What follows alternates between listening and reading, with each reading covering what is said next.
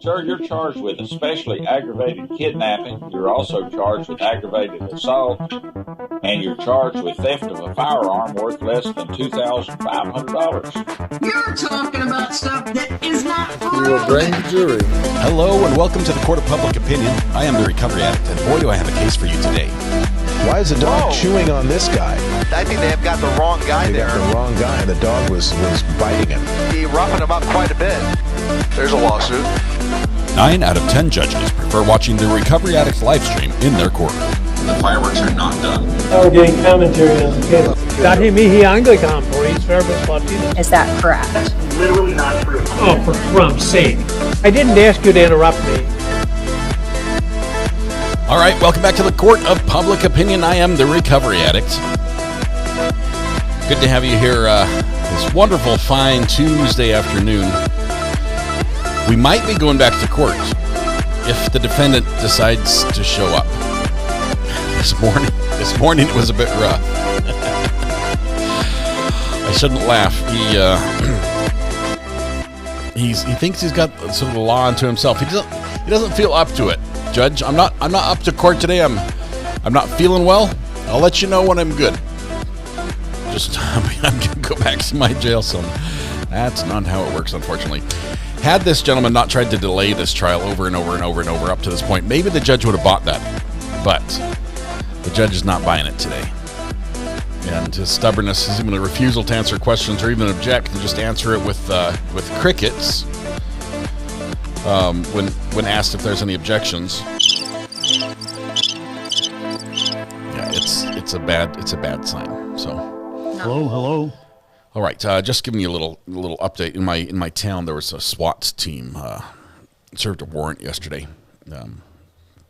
Got nothing. Nobody was there. They found no evidence of anything. They went away empty-handed. But the neighbor lady, who I actually know, I've actually been in the home that where she was at. She filmed the whole thing. She's like, "Oh, there's a whole lot happening in town today," and she's filming out the window. She's great. She's a nice old lady. And by old lady, I mean she's like 110. Okay, that's what I think it's fair to say old lady when she's 110, right? That's like a badge of honor. That's not like me judging her age. But she's a nice lady, and she films the whole thing and she posts it on our little town community page. Like, hey, look what happened. And Curtin Twitcher Union member, president of the Curtin Twitcher Association, founding member, I think actually. She posts it on the community page, and you know how people do on the internet. They make snide remarks, and she goes to bat for her neighbors. They're like the best people on the earth. Okay, they help people with bringing groceries and everything. They're great, absolutely great. And then one dude's like, whatever, you probably called him. You probably called the cops on him. And she went off. I see this lady in church, but not like this. She was dropping the F-bombs and saying, "I've got my cane out here and handing out free whoopings and line up, boy. Oh my goodness." She went off on this guy. And it was so funny. I can't read you the whole. Let me see. George Blank. "Hey George, you stupid son of a blank. My name is Vicky, and I'm the woman who took the blank video. Let me tell you what the blank was going on, you stupid hole. I was doing volunteer Christian service for a blanking disabled woman who couldn't get up and look out the blank window, so I videotaped it and showed it to her so she could see what was going outside of her blanking house. Remember, Blank County is a small place. Better know who the blank you're talking about before you run your stupid blank juvenile mouth. I currently live in blank the area, and we run into special here, son. We're running a special here, son. We got a bunch of old women with walking sticks and canes, and we're giving out free blank whoopings. We'll even give you 30 minutes to sell tickets and drag blank crowd to your public humiliation. Get your number and get in line, stupid blank. Know who you're talking about before you run your blanking mouth.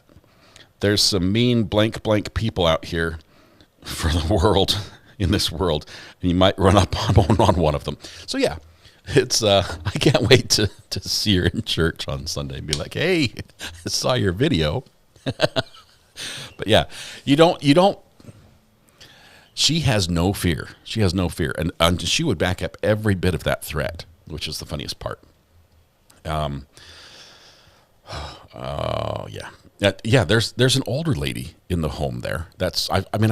We've mowed her lawns, we've cut down the weeds, we've cleaned up. We do a lot of work there at that house for her because she can't do it herself. And man, whew, the page is alive and well. 30,000 people on that little community page, and and we're making friends. Anyway, we're about to be going back to court. Bacon Clay. I know her personally. That's why this is so funny. Hello. I know her, and I know her brother. Her brother and I worked together for a lot. He used to service ATMs and printers and stuff.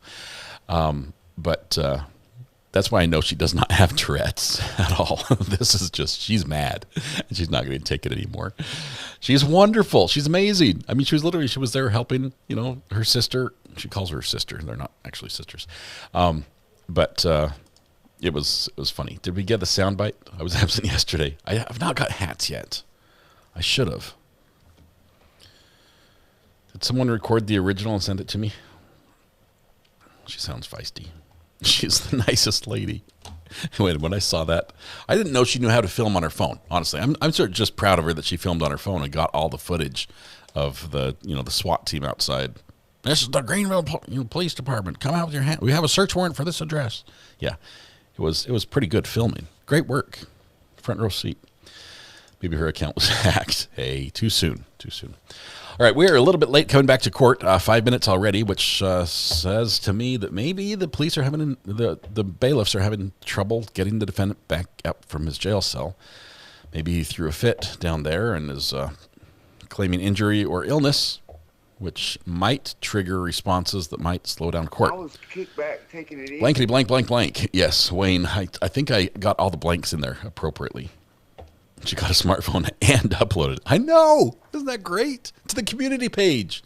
It wasn't just like, yeah, not seeing chats on screen. Well, we should put chats on screen because we have to do this. We have to give away the internet to Ruth Ann, who says, did I finally do it? Finally! First! Yes, Ruth Ann!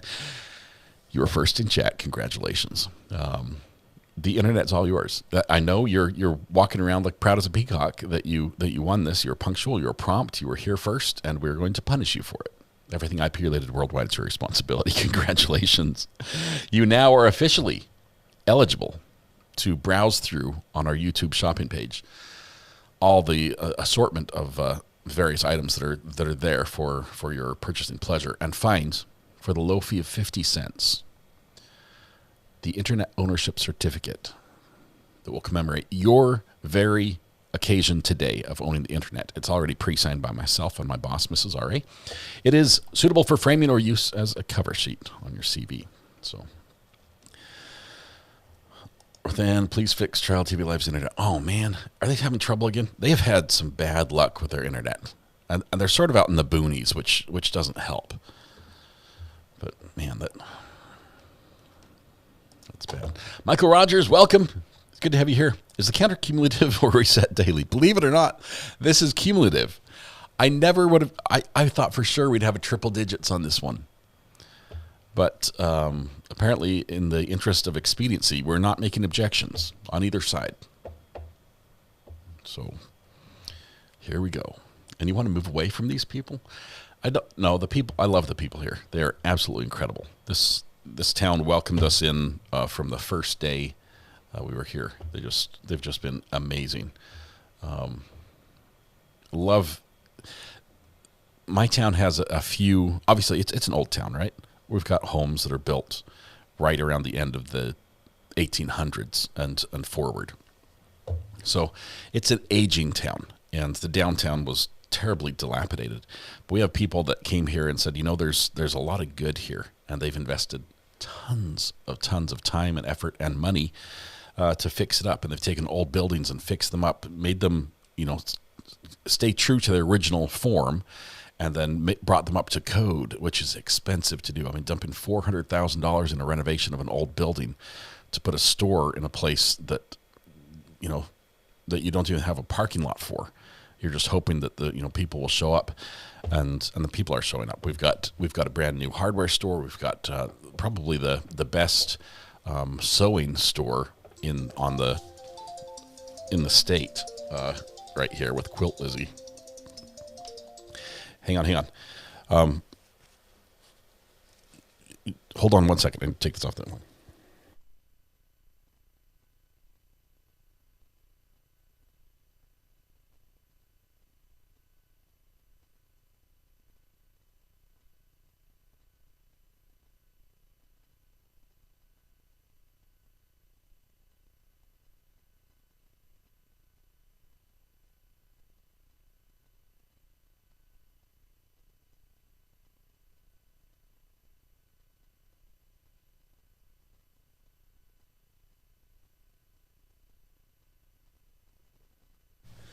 All right. Join us live. Ayden, are you there? Hello, friends. How are you doing? How are we doing? Well, we were in the middle of talking about the best sewing stores in North Carolina, and you called, and so I figured the best sewing like craft stores, like sewing stores, like sewing machine, like your sewing, sergers, embroidery. Well, there was a time back in the day when you could go to craft stores, believe it or not, and you don't need to send for me. You're like, I'm gonna work this all the way through, so just stay with me. So my fingers on the button. You could go to craft stores and buy real opium pods, but then some dummy wrote a book about it and let the secret out of the bag because that's how people were making opium tea, and so you could no longer get opium pods at craft stores anymore. They ruined it for everybody. What's that? They ruined it for everybody. Well, this is what happens when you release books. So I'm telling everybody, never read, okay? Reading is... Okay. Famous. Great advice. I will tell you that the lady that owns the Quilt Lizzie location downtown here in my town is amazing. She is actually the last person to offer me a job before I started YouTube. I bet she's. 24 CF Court's back. 181 appearance. Court's back. Please. I'm sorry. State appears by Chelsea Thompson and Dan Tombasco. Also at council table is Detective Ben Stern. Good afternoon. Mr. Lychwick is present again in person in custody. Good afternoon, Cheerful, Mr. Lychwick. as always. Also present is Attorney Pablo Galaviz as standby counsel. The court will make a record that Mr. Lychwick, again, consistent with this morning, is produced in his wheelchair in jail orange. The court notes that Mr. Lychwick's hair appears to have been combed or slicked back a little bit better, so he is not as disheveled as he was earlier today. Mr. Lychwick, did you have an opportunity to retrieve all of your trial notes and exhibits and things like that from this morning? Are you going to participate? These proceedings. I am here under duress. I am not well. Did you want to retrieve your trial notes and exhibits to assist you in court today? No. Mr. Lychwick, I want to be able to address the jury and tell them what I'm going through and what you put me through and what I think of you. That will not be allowed, Mr. Lychwick. Mr. Lychwick, I've been advised by my deputy that you have something in your ears, like makeshift earplugs or something like that. Is that true? That's my business. That's true, and they're going to stay there, as far as I'm concerned. I just want to make sure that you are still going to be able to hear the proceedings, that you hear me, you hear the witness testimony, and things like that. So that's why I bring it up. As long as you can hear, I'll let you proceed with the makeshift earplugs in, if that's your choice. If at any point you can't hear, though, I want to know that so that we can either make accommodations for it or have them removed. Understand? I don't understand you at all, because I can hear fine. I just am not up to processing what I hear or dealing with it. And you know that. You must know that. Anything else you want to state for the record before we continue, Mr. Lychwick? Again, I protest these proceedings. I am here under duress. This trial is a sham. I am being railroaded. I don't think you are morally fit to be a judge. As soon as I can sit down and write a letter, I am going to complain to your boss, Judge Bugenhagen. And I am going to write my state representative and my congressman and complain about the way I've been treated these 18 months.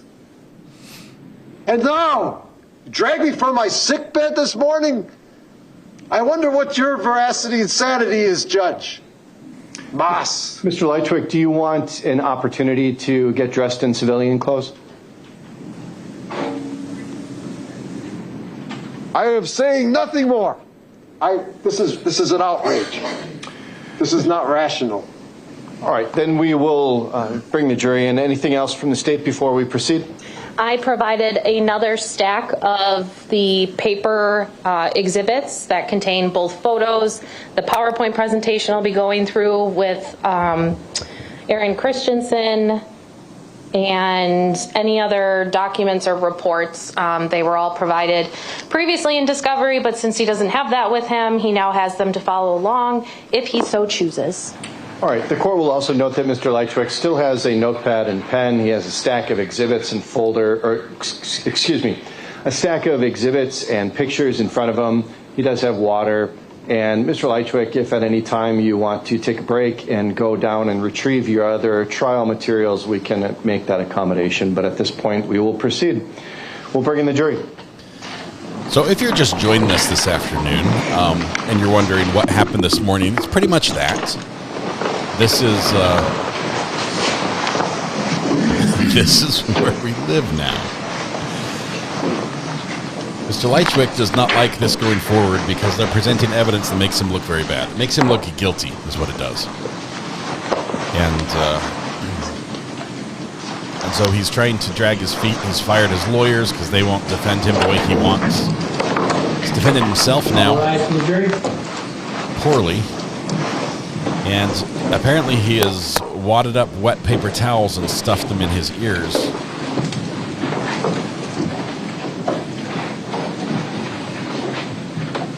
Which he can still hear through.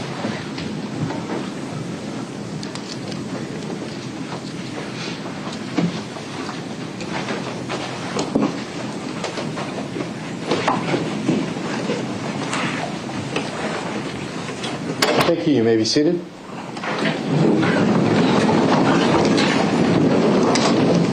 I predict an outburst.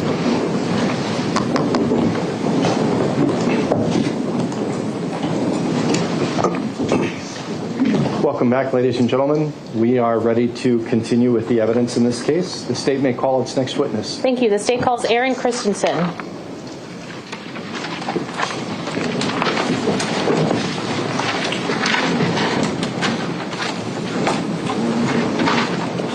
Please come up to the witness stand, and when you get up here, remain standing and raise your right hand to be sworn in by the clerk.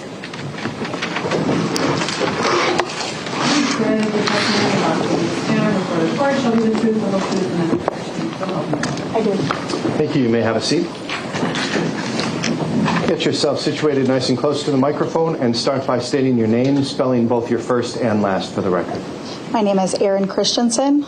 My first name spelling is Ayden, E-R-I-N, Christensen, C-H-R-I-S-T-E-N-S-E-N. Specialist Christensen, how are you employed? I am employed at the City of Waukesha Police Department. And as a specialist, you're also a sworn law enforcement officer in the state of Wisconsin, is that correct? Yes, I am. How long have you been with the City of Waukesha Police Department? In my 23rd year. And prior to becoming a specialist, were you a patrol officer? Yes. Okay. Prior to becoming a specialist, did you have any other roles within the City of Waukesha Police Department besides being the patrol officer? Yes, I'm also a crime prevention specialist. Okay. Now, as in your current role as a specialist, is there a particular unit or type of work that you engage in? Yes. One of the things I do is I work with detectives who provide me records from that have usually a location information on them from different providers like cell phone companies, and I can then look through them and map them for the detectives for their cases. Okay. Now, you talked about receiving location records from a detective who's investigating a case. When detectives bring you that data, what kind of format are those records in or that data in? It depends on the phone company, but usually it is in a PDF or an Excel format, text format, just depends on the provider. Okay. And in analyzing these location records, how long have you been doing that? Since about 2015. And do you have to go through any kind of specialized training in order to know how to read these records and use the software that assists in reading these records? Yes, my first training was in 2015, and this was an introductory course, and it went over, at that time, telephone providers and like for cell phone companies, and went through how kind of the basic, the fundamentals of how it works for cell phone companies and usage, and how they then have different reports that they're logging in the background after people use them. And then we're able to get those reports potentially and then use that information that are on those along with something called a cell site list and map those records. Are you familiar with the program CellHawk? Yes. And for the court reporter, is that CELLHAWK? Yes. Okay, what is CellHawk? CellHawk is the program that we use at our police department to map these records. Many of these records have hundreds, if not thousands, of points or lines that can be mapped with location information. So whereas I used to start by hand being able to do this, now with having so many records, we have this platform called CellHawk that I can upload these reports to that were given to me by the cellular company, and then that will put them into this platform and map them for me. When we're talking about cell phone providers, what are the major providers whose records you are having or seeing most consistently in your work? AT&T, T-Mobile, and Verizon. Okay. Do each of those providers keep generally the same kinds of information, just maybe in a different format, or have different retention periods? Yes, each of those do have different formats on those. Some have kind of names that are slightly different for different columns within a document, but overall they have a lot of the same type of information. And can CellHawk understand or account for the differences in the records depending on which provider gave us the records? Yes. Okay. Now, is CellHawk changing any of the data in the records that the detectives receive from the provider? No. Are you the one who, actually no, sorry, strike that. Do you have to have any kind of specialized training, or do you have certification in using the CellHawk software? Yes, I did go to a class in 2018 that was 3 days, also one in 2024 for 3 days, and I've received many other hours of instruction from them by like webinars or other training that I could sign up for. Those go over the same thing. Many of these classes go through the basics of this is what a cell company is, this is how you would map it if you were to do it by hand, these are the different documents that providers may give to you, and this is how you could map them, and then this is our program, and this is how you upload them, how you map them, and different ways to display them. Since 2015, can you give an estimate of how many cases that you've worked on where you've had to analyze these kinds of records? I would guess probably over 75. Okay. Now, when you are inputting this data into CellHawk, and it provides you with the output, whether that is you can view it in a static view, meaning it doesn't move, or you can create an animation based on the data. Do you need to know any details about the underlying investigation in which the detective, sorry, I got distracted. When you are performing this analysis, when the detectives bring you these records, do you need to know anything about that underlying investigation? I don't need to know. What is the what, if any, information do the detectives provide to you when they give you these records? Sometimes they'll provide me with dates of interest, times of interest, or time spans of interest, maybe other phone numbers that they're interested in. Okay, now if, let's say, because we are going to eventually talk about records in this investigation, if you received records from AT&T for an individual identified as Carlos Maldonado, do you know Carlos Maldonado? No. Do you need to know him or know anything about how he's involved in a case in order to do your job? No. Moving on then, were you asked to assist in a death investigation that started after remains were found at 1512 East North Street on October 30th of 2024? Yes. And was that Detective Ben Stern sitting next to me who came to you to ask for your assistance in mapping records he received from cell phone providers? Yes.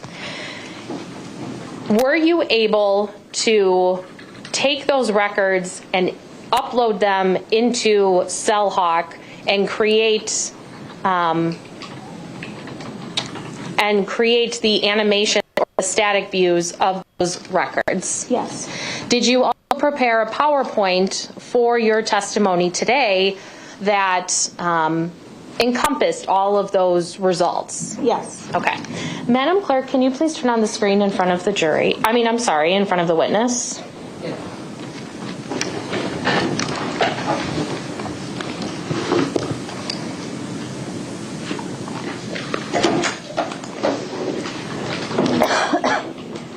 Okay, Specialist Christensen, do you see this on your screen in front of you? Yes. And I'm sorry, Madam Clerk, can you wipe the screen? Thank you. Okay, do you see the exhibit sticker in the bottom right-hand corner, Exhibit 91? Yes. And I will briefly go through all 14 slides.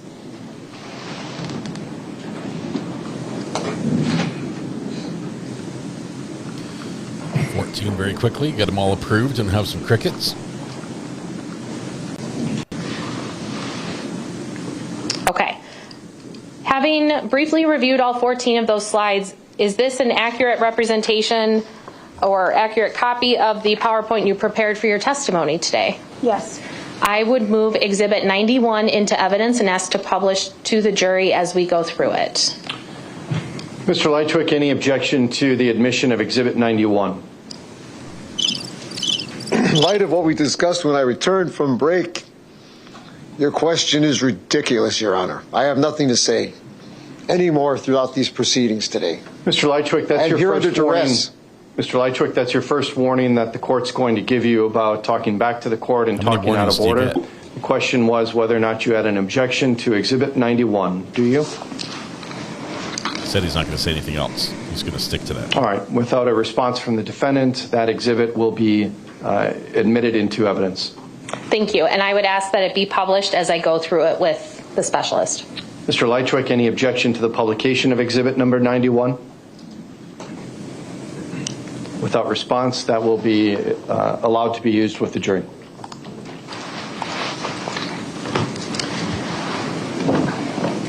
Specialist Christensen, when you are mapping out these records and you end up either having to testify in court or just continuing to assist in the investigation, have you prepared PowerPoints like this before? Yes. And in the beginning part of this PowerPoint, are there some general definitions or terms or explaining the methodology of historical location cell site analysis? Yes. Okay. Moving on to the second slide then, what method do you use to evaluate these records? I put 3 bullet points here. It's just letting you know that cell phone companies maintain databases that capture and store information related to the usage of each customer's cellular phone. The databases generate call detail records, which are also sometimes referred to as CDRs. What information is contained in the grouping of call detail records? The information can vary slightly, but for the most part, it's the date, the time, the duration, the called number, the calling number. They also capture the cell tower, the cell sector, or the cell site, sometimes the antenna used. Is it fair to say then, when we're evaluating call detail records, those records are user activity on the phone, meaning someone is actually using the phone, which generates the call detail records?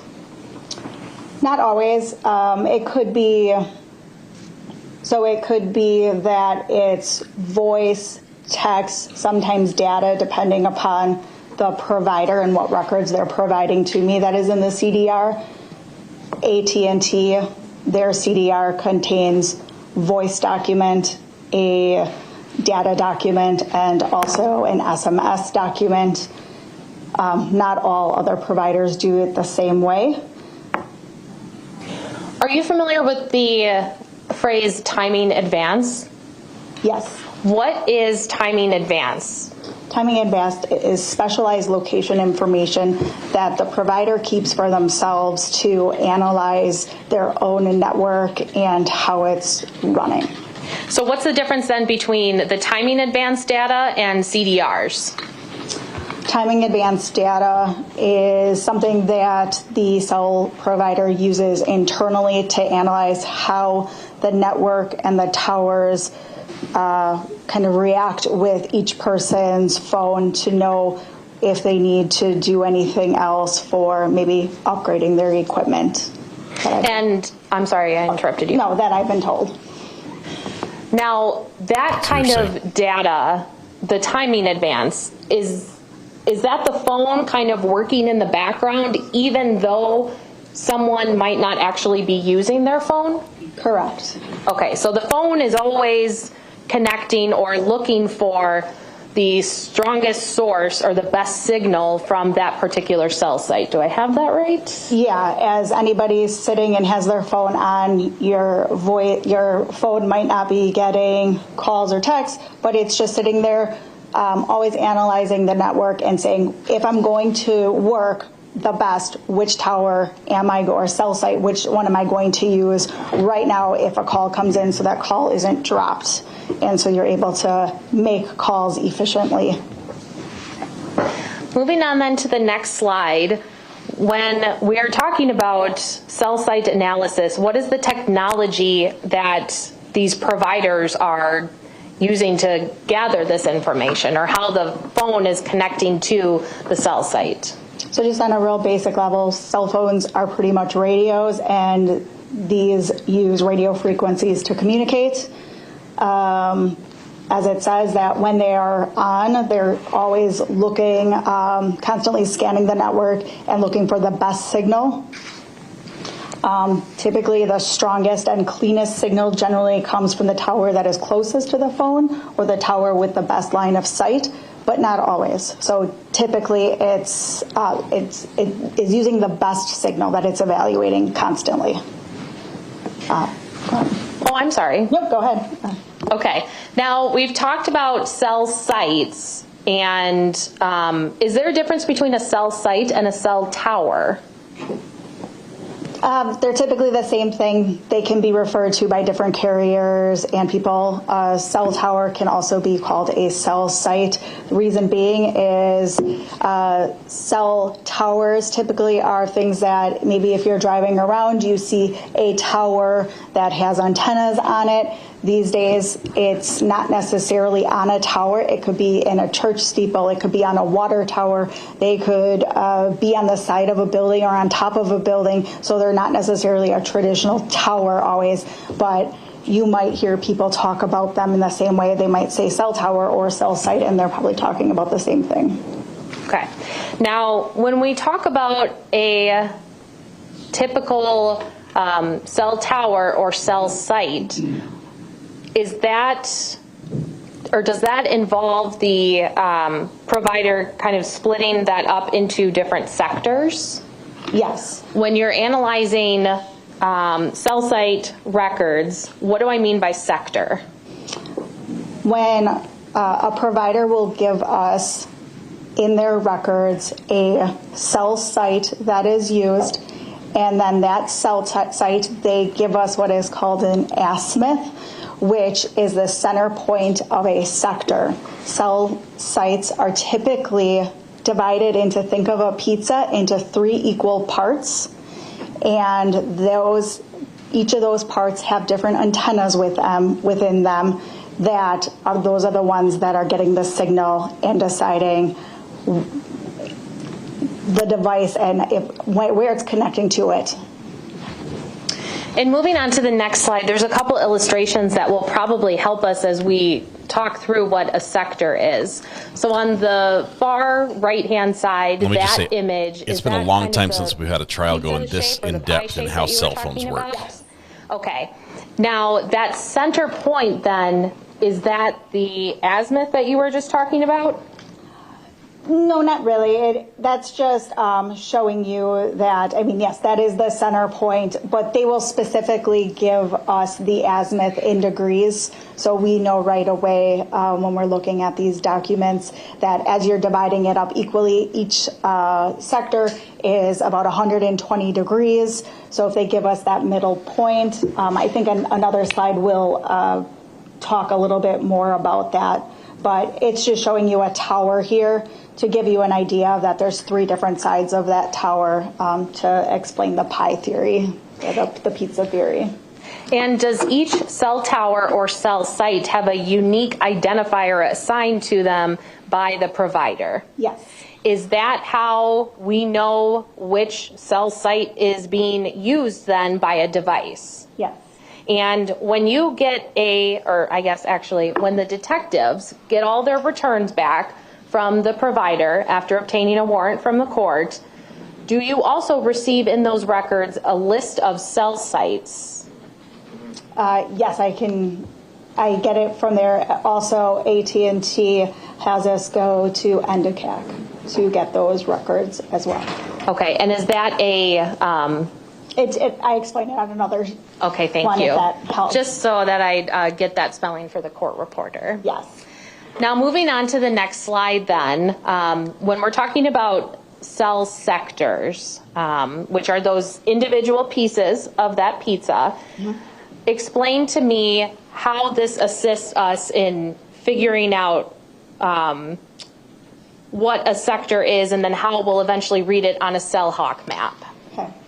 So what I have on this slide is something that you will see on the static map that you will see in a little bit, and also the animated map. Typically, like I said, they're divided into sectors, so you will see the purple one that's on the left side or the blue one. Now, I want to let you know that wedge is something that I draw. I decide how far it is. That is not from the provider. So I don't necessarily have to have anything shaded. I could also have a larger shading. It's just from the tower. And that is saying that the phone is somewhere in that sector, but it does not mean that it's within that shaded area.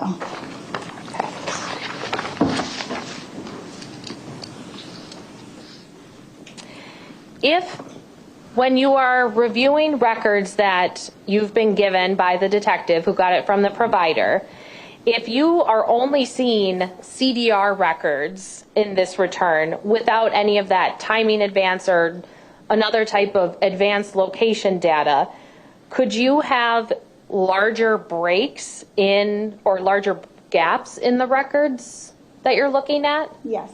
And that doesn't necessarily mean that there's nothing there. It's just that type of information that would be in that gap was not received by the provider. Is that fair to say? Or from the provider? Yeah, the CDRs show usage, whether they're making kind of calls, texting, or receiving them.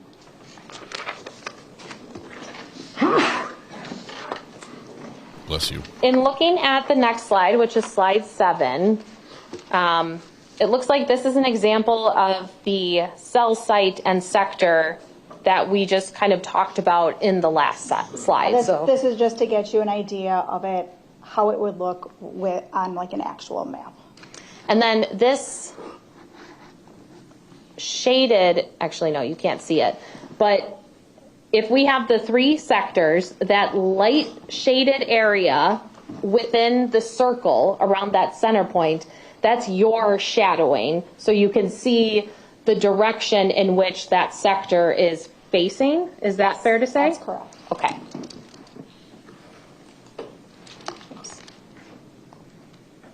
Now, you referenced an azimuth earlier. Does this slide help explain that a little bit more?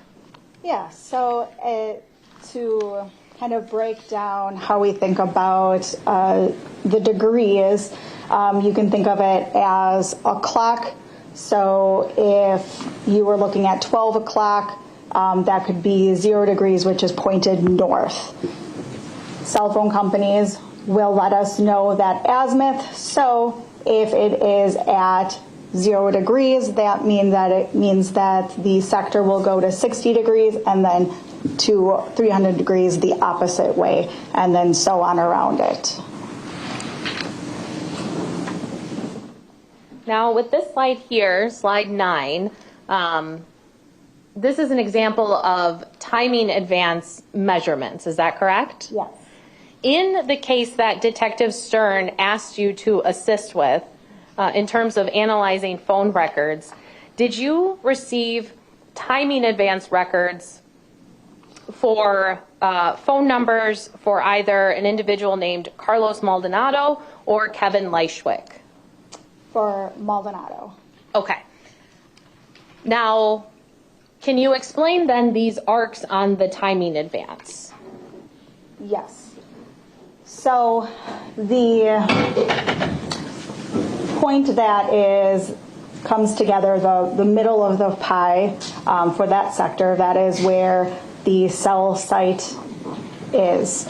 And then the sector goes out from it, and then the timing advance has a measurement on there, or a number that gives us a distance from the measurement from the cell site to the device at the time of connection. Are you able to tell from those arcs where exactly a device is located on that arc? No. Why not? It is not giving me a specific point on the arc. It's just saying it's likely this distance from the center in this sector on that arc somewhere. Okay. How would you be able to obtain an exact location if the timing advance just tells you an area on the arc in that sector that a device would be? Is there a way to do that? There's different ways with communicating to detectives, so they could potentially get video from somewhere, or other types of records, potentially other types of location records as well. Okay, so if we're talking about the detective has to go to an area in that sector that we've talked about, that requires them to physically go. Is that fair to say? Yes. Okay, and they would have to drive around the area and either look for cameras or look for anything that could corroborate or try to narrow down the location of that device within that sector, is that correct? Yes. Okay. Now, in this case, you talked about, or I referenced to you, an individual named Carlos Maldonado. So now that we are moving into the specific records you reviewed, what is this slide detailing for us? This is just letting you know that Detective Stern provided them the records for me. He asked me to look at activity on April 14th, 2024. It gave me the device phone number. It was from AT&T. The records he provided included subscriber information, the declaration about the records key, which tells me little intricacies about how to read the records, and various usage reports. And then he also provided me with a Google location data from his Google account, and then other specific usage documents and authenticity. When we're talking about that declaration or authenticity, what kind of document is that? That's that whoever was at that phone provider pulled those and are saying that they're true and accurate. Okay, and that's something that comes with each set of records. Is that fair to say that you've analyzed? Yeah, typically. The witness slid way over. She's far from her microphone, too. As you are reviewing, and I guess first I should ask, the phone number for Carlos Maldonado, was that serviced by AT&T? Yes. Okay, and now once you get those records from AT&T, do they give you a cell site list or tell you specifically how to read these or interpret these records? AT&T does not provide a cell site list on some of their documents. They do have some location information on them. However, the location information is specific to the time the report is run. So given that this case wasn't from about November of 2024, and we believed that the incident occurred in April, we were about 6 months that those tower locations would have been could have been different. So the stuff that was on the report. So we are directed to get best practice is to get a cell site listing from the time of the incident. So usually it can be, the same month or a month right around it. And I was able to get one through the National Domestic Communications Assistance Center, which is under the Department of Justice, and I got that cell site list from April of 2024. Does each provider, when they return records, use Central Time, or are there different time zones that CellHawk can actually convert? They provide them in many times different time zones. So they could be in UTC, they could be in Eastern Time. Some providers provide them all in UTC. Some have different ones depending upon the document they give you. The nice thing about CellHawk is that when it ingests, I let it know I want it to convert the times to Central Time, which is the location of where our crime was. And then that way, all the records for all the different providers potentially are in a universal time. I'm not altering any documents, the original documents by any means. It is just a way to show consistently then the times now and where we are. And moving to the next slide then, what are we looking at here on slide 12? Here, this is just an overview of our area. Those orange circles are just cell sites. For AT&T specifically. So those are all the different cell sites at that time in April of 2024 that are in the area. Those are not ones that are used by Maldonado. Those are just all that could have been used depending upon where somebody decided to go. Now, slide 13, is this a static view of timing advanced data and Google location history for Mr. Maldonado on April 14th of 2024. Yes, it also has the CDR information. And the CDR. Okay, thank you for correcting me. So are all of these, I guess, images that we see, all of these blue lines, and these are all sectors? Yes. Okay. And now, on the next slide, when we see this animation, how is the jury supposed to be interpreting this? Because it looks like just a bunch of blue circles everywhere. Yeah, so this is just saying that this is his usage on those CDRs, so that could be his voice, his data, his SMS for that day, but it also is that report timing advance, so also information that is just running in the background of his phone when it connects to check for those the best signal. It should be noted that the static here, it'll show the sector for the timing advance, but it is not showing the arcs for it on the static one. You will see those in the next slide. It only worked with the animated at the time of this. Okay, and when we watch the animated, will it start with the same overview map that we're seeing now on this static slide? It will not. You will see it starting off in an area at one sector near 1512 East North Street, Waukesha. You can also see that on this map, kind of in the center of it, with that red marker. And then you can also see an orange marker in the Delafield area with that orange marker. And on this animation that we're about to see, are you able to see a path of travel that the device associated with Mr. Maldonado took to that Home Depot in Delafield and then come back to 1512 East North? Yes. Okay. So, I'm sorry. 8 a.m. to about 9:30. You'll see it using the cell sites in the area of 1512 East North Street. And then you'll start to see the sectors or cell sites start being used right in that area, and then traveling kind of westbound towards the Delafield area. Around 9:40, 45 to about 10:30. It stays right in that area of Delafield by Home Depot. And shortly after, around 10:35, you'll start seeing the cell sites and sectors start being used traveling eastbound, going back towards the Waukesha area. Moving on then to slide 14. On the right-hand side, kind of in between the map and the key, there's a gray column with what looks like different toggles and buttons on the bottom. Do you see that? Yes. Is this the CellHawk software? Is this the map that gets generated once you upload all of these records from AT&T?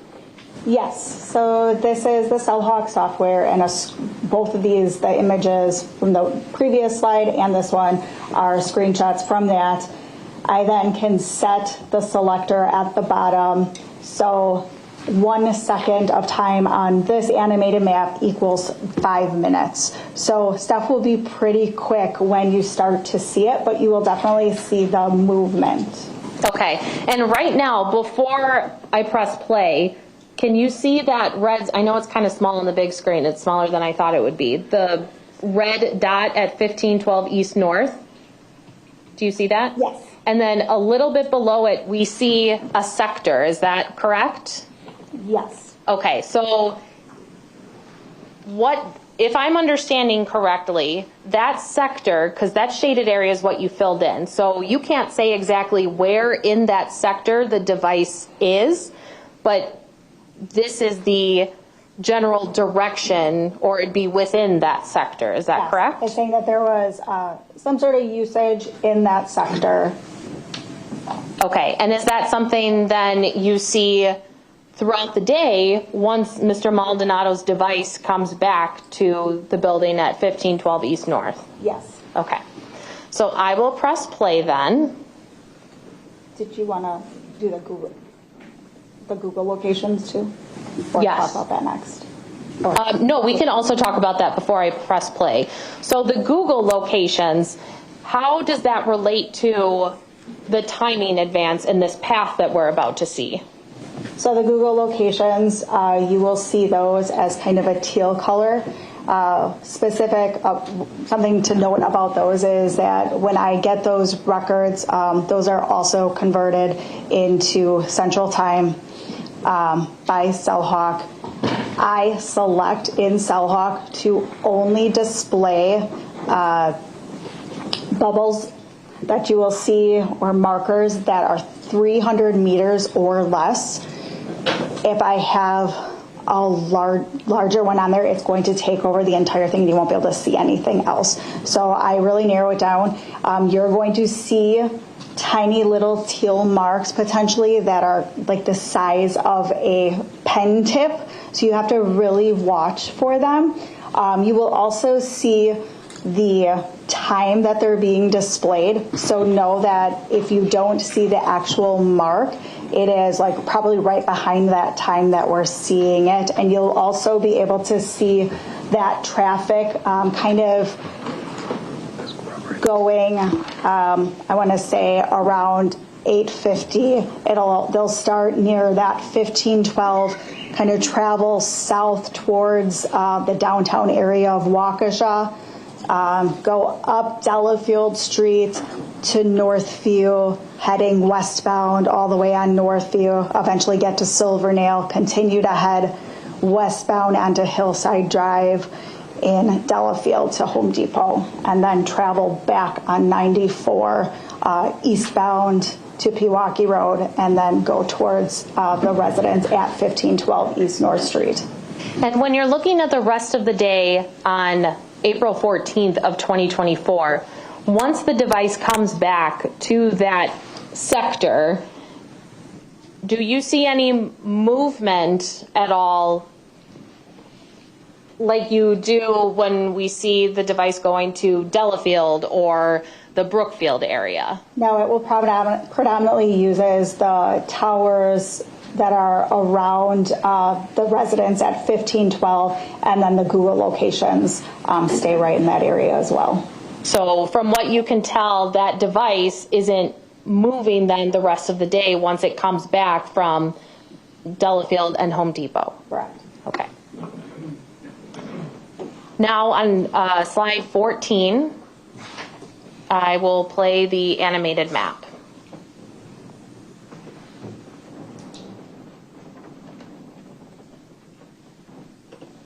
Well, this ain't no Disney animation, I can tell you that much.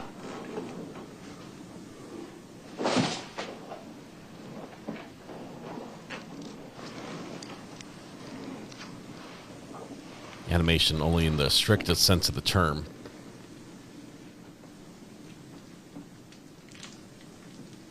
Drove up to Home Depot. Hangs out at Home Depot. Comes back to his apartment.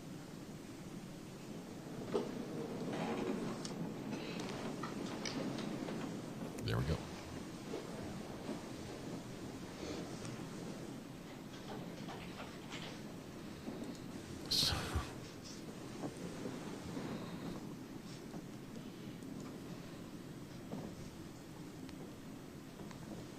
Okay, I'm pausing. He's just delaying There things. is no timestamp on the bar that pops up here, but if I look at the timestamp on the Cellhawk software, it looks like 12:50 and 51 seconds on April 14th of 2024. Do you see that? Yes. Okay.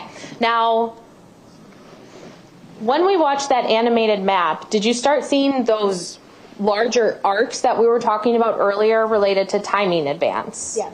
And then this path of travel to the Delafield Home Depot, all you do with that is show the detectives, this is what I found. Is that fair to say? Yes. And then it's up to the detectives to find out whether there's any kind of corroborating evidence out there to show that the owner of that device was in the area with the device. Fair to say? Yes. Okay. Now, we saw for a little bit before I paused it at that 12:50 and 51 seconds, we saw that same blue sector pop up right below that red marking or marker, and then it would go away and then it would pop up again. Is that the device running in the background and that's what's catching on that sector, or is there something else? I'm not sure if it had the ARC or not. Okay. I'm not sure which data. It would be either from that. It would be from one of those documents. I can't say for certain. Occasionally, the timing advance does not have an ARC associated with it, so it still could be on that document, but I can't tell you which one. Okay, so it could either be running in the background, but it could also be the CDR type of activity that we talked about earlier. Is that maybe more likely because you're not seeing the ARC? Or you just can't tell for sure? Without looking at the records specifically, I couldn't tell you which one it was exactly. Okay, thank you. Now, we also talked in the beginning about how Detective Stern, when he came to you, he provided you records for Carlos Maldonado and Kevin Lychwick. What provider serviced Kevin Lychwick's phone number? Verizon. Okay. Have you had experience with Verizon before in terms of getting these cell site records? Yes. Does Verizon have a short retention period when it comes to that specialized location data of the timing advance? Yes. Do you know what that retention period is? Less than 10 days. So if we were looking at April 14th of 2024, and now we don't start getting or requesting cell site data from providers until 7 months later, for Verizon, that specialized information is gone. Is that fair to say? Yes. Okay, so that has nothing to do with the police department not asking for the right information. Is that fair? Correct. Okay. Now, did you receive any records from Detective Stern that he obtained from Verizon? Yes. Okay, and specifically as to Mr. Lychwick's phone number? Yes. So even though we didn't have that specialized timing advance, are we still able to get any of those CDR types of records that we talked about? Yes. Did you upload Mr. Lychwick's CDR records into CellHawk in an attempt to perform a cell site analysis? Yes. Were you able to get any information of value from the records that we obtained from Verizon? No, no. Why not? There was no location information. There was no usage and no location information for those days. Okay. Verizon was no bueno.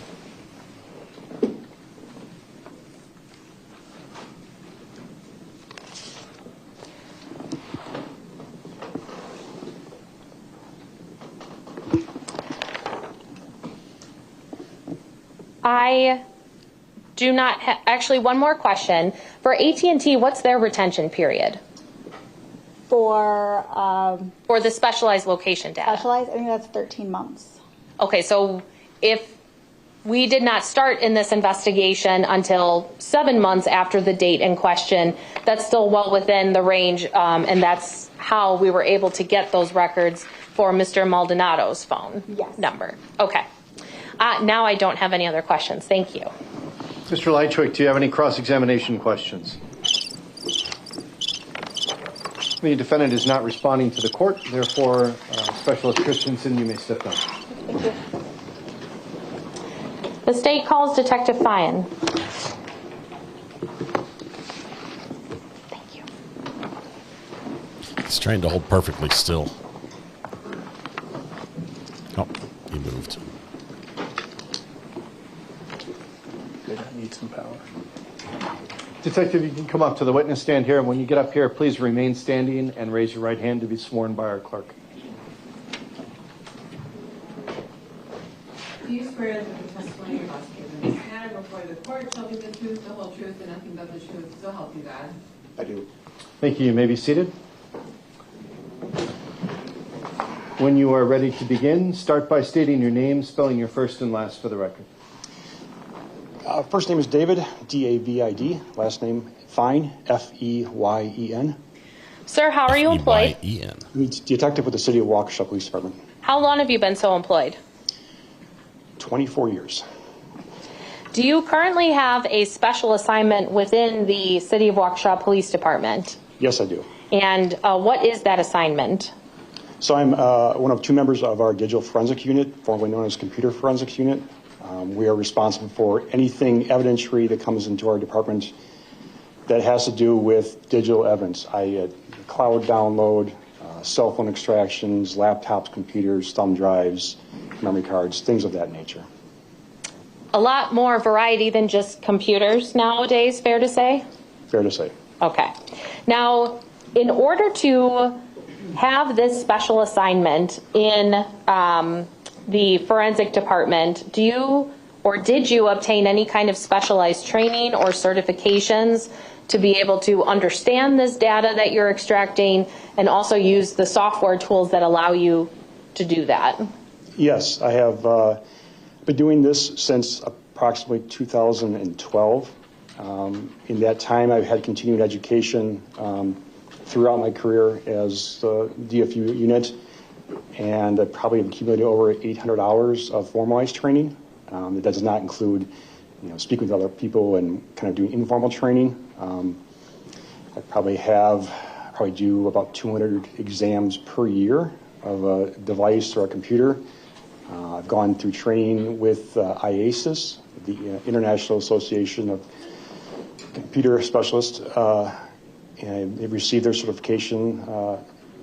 I've also received certifications from Celebrite, Magnet, several other companies in terms of using their software and their tools to do extractions both on cell phones and computers.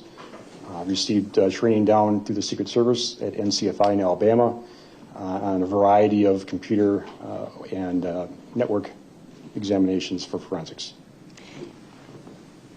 Your lab at your police department, do you also assist other agencies, other law enforcement agencies within Waukesha County if their departments don't have this kind of equipment but do need assistance with downloading or extracting data from devices? Yes, we do. Okay.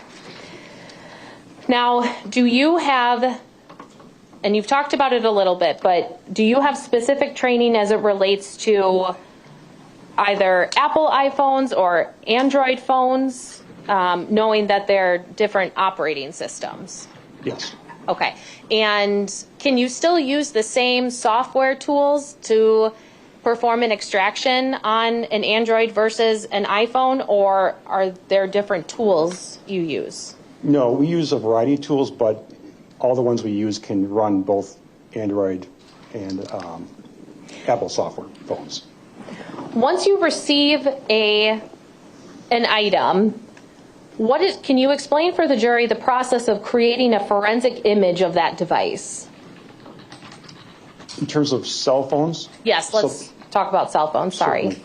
So the process is that I will obtain the physical device either directly from an investigator, police officer, detective, or it'll be in our evidence room. I'll check that device out, bring it up to our lab. And I also examined the search authority, making sure we have a valid search warrant or consent to search the device. Then I will make sure I can isolate it from networks. So that means putting the phone into airplane mode if I can. If I can't, I'll try to remove the SIM card from the phone and to take that out to isolate it from cellular networks. Last resort is we have a specialized room within our department where we can walk into and it close the doors and shuts out all radio frequencies. And this way I protect the phone from receiving or sending any messages out or getting wiped remotely. And then once I've secured the phone and isolated from networks, I'll then connect it to one of two of our primary devices, either a magnet gray key, magnet, M-A-G-N-E-T, gray key, G-R-A-Y-K-E-Y, or a Celebrite UFED, UFED device to help extract the data from the phone. Once I extract the data from the phone, I can use another software tool. In this case, we use Celebrite physical analyzer software to help decode and let me sort through and sift through and view all the pictures, text messages, call logs, all the information that's on the phone that you see as a user, as well as a lot of information you don't actually see as a user. It's hidden, such as log files and GPS locations. You talked about making sure that you put the phone in airplane mode or otherwise prevent it from accessing the network. What concerns do you have about the data within the phone if it stays connected to the network as you're trying to make this forensic image? Well, we want to keep the phone as, I guess, fresh as possible, as close to the event. So I don't want new data to come in the way of pop-up messages, Facebook messages, somebody calling the phone, because I can push out and delete old information that I may have needed. I also don't want, if the owner happens to be out of custody and they have access or they call a friend, I don't want them to send a remote wipe signal and have the phone sitting in my hands and all of a sudden it reboots and it says, welcome, please set up your new phone. I don't want that to happen, because once that happens, I've lost all my data. So it's important to isolate it from cellular networks and Wi-Fi networks. Okay. Now, when we talk about that process, you mentioned what I think are two different steps. The extraction itself, which in this case with the two phones you were given by investigating detectives, you use Cellbrite Premium to do the actual extraction. Is that correct? Yes. And when you have that extraction, is that sometimes referred to as the raw data from the phone? Yes, we call it a full file system, but yeah, it's the data that the phone is pull out. The phone gives to the software tool that includes all the messages and pictures and things that we want to look at. Then you take that extraction or the full file system, if that's what you were able to obtain, and then you put that into the Cellbrite Physical Analyzer, and that's the software that kind of decodes everything in that full file system you obtained. Is that correct? Yes. Okay. Now, are there times where when you are extracting a phone or creating that forensic image that you do not get a full file system extraction? Yes, it does happen. It depends on the software version of the phone. Sometimes it depends on the phone brand itself. Sometimes we're limited. The full file system is what we really want to get. That gets as much data as possible. Sometimes there's something we call a logical or advanced logical, which is a lot less data, but it's typically the information that would be on the phone that you would see if you were to hand scroll. So all your pictures that are on there, your call logs, your text messages, that sort of thing. That will come in at advanced logical, along with some other information, but the full file system is what we really go after each time, because it has the most data we can possibly pull off the phone. Does it also matter if you have the passcode to get into the phone in terms of how much data you can retrieve from the phone, or whether it's that partial or full file system? Yes, having the passcode certainly helps. We have ways to get around some passcodes, not all of them.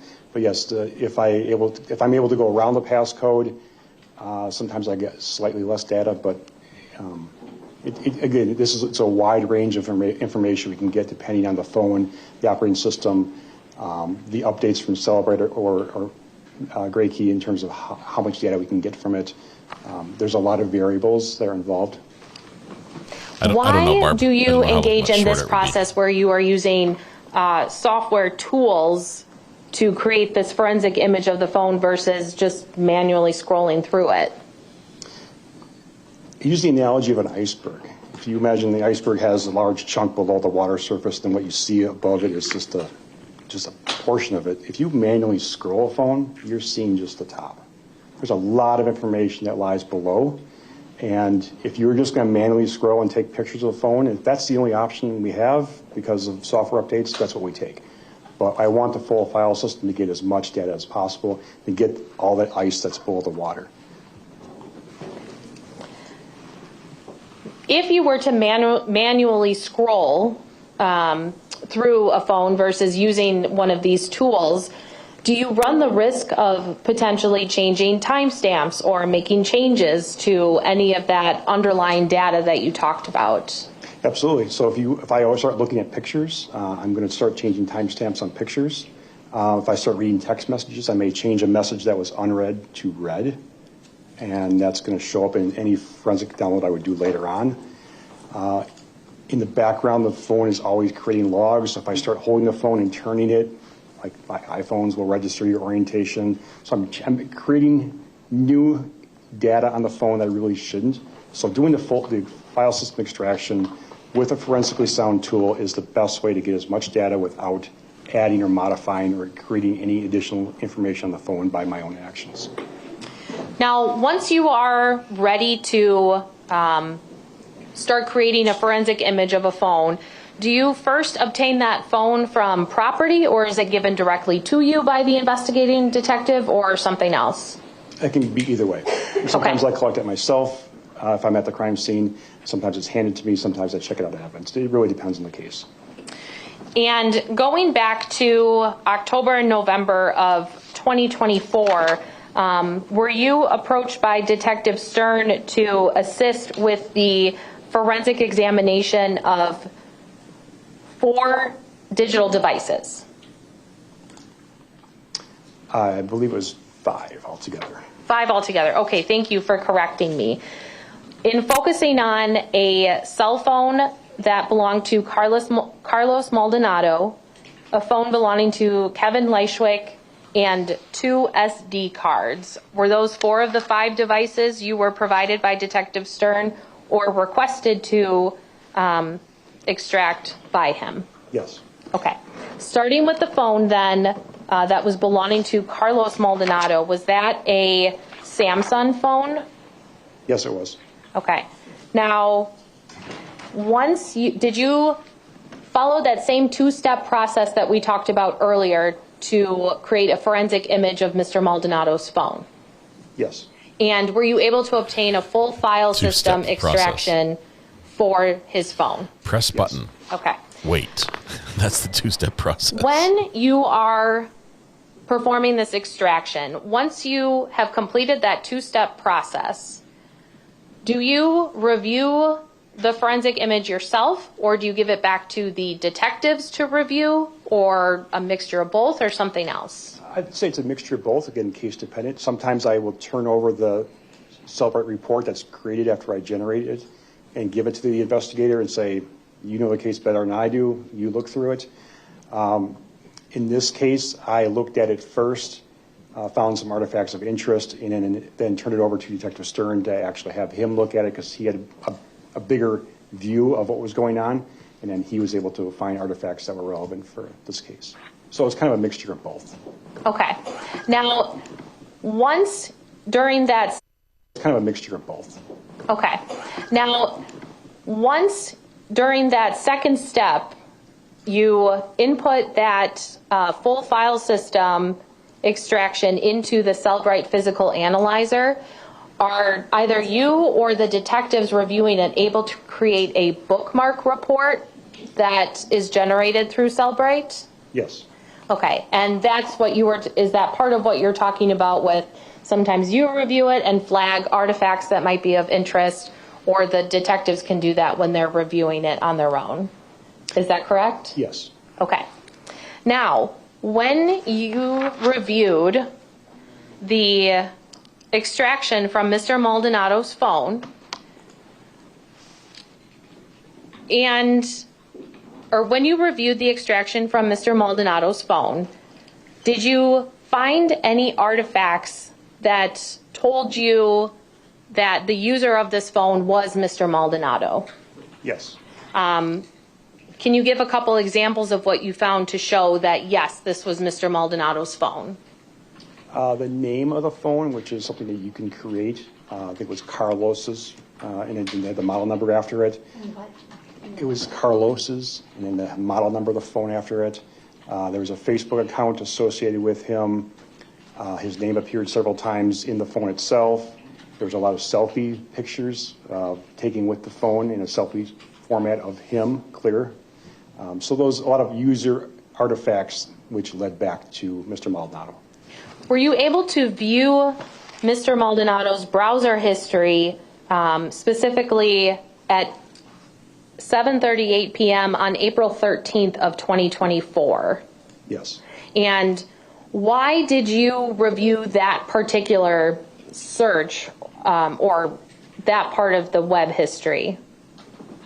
I was trying to establish a timeline of when the phone was last used. And sometimes people aren't always calling or texting, sometimes they're web surfing instead of that. So I'm looking to find out when is the last time that phone is being used. Do you remember what that browser history search was? I don't. Okay, that's okay. Now, did you also look at what, as you're going through the phone to assess a timeline, did you note any outgoing activity on April 14th, 2024 at 9:20 and 31 seconds in the morning? Yes, I did. And do you know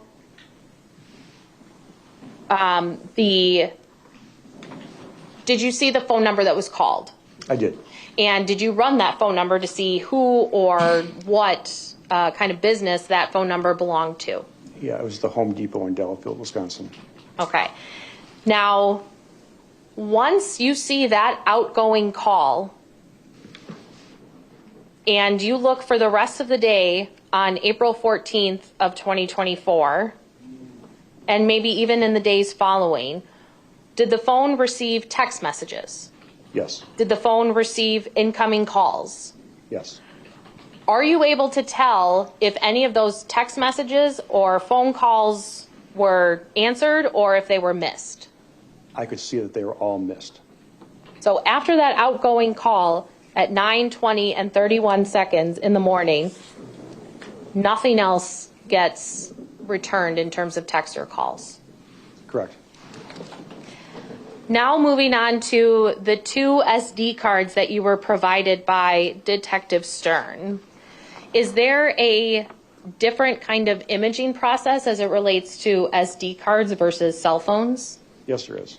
What is that imaging process? The imaging process takes the physical card. In this case, it was a micro SD card, a 32 gigabyte Waze brand, W-Y-Z-E, branded memory card. And I place it into what's called a write blocker. And a write blocker is a piece of physical hardware attached to my computer. And what it does, when it's turned on, it prevents any computer from writing, modifying, deleting any data that's on that evidentiary, in this case, memory card. So if I were just to try to open the memory card, I can view everything that's on it. I can make a copy of it, but I cannot tamper or change anything on the actual card itself. So the process is, once I insert the card into this write blocker, I use a tool called FTK Imager. You're giving away all your secrets, dude. I create a bit-for-bit copy of everything that's on that card. And once I have the image of the card, I then can point my forensic tools at the image, and then the card itself goes back into evidence.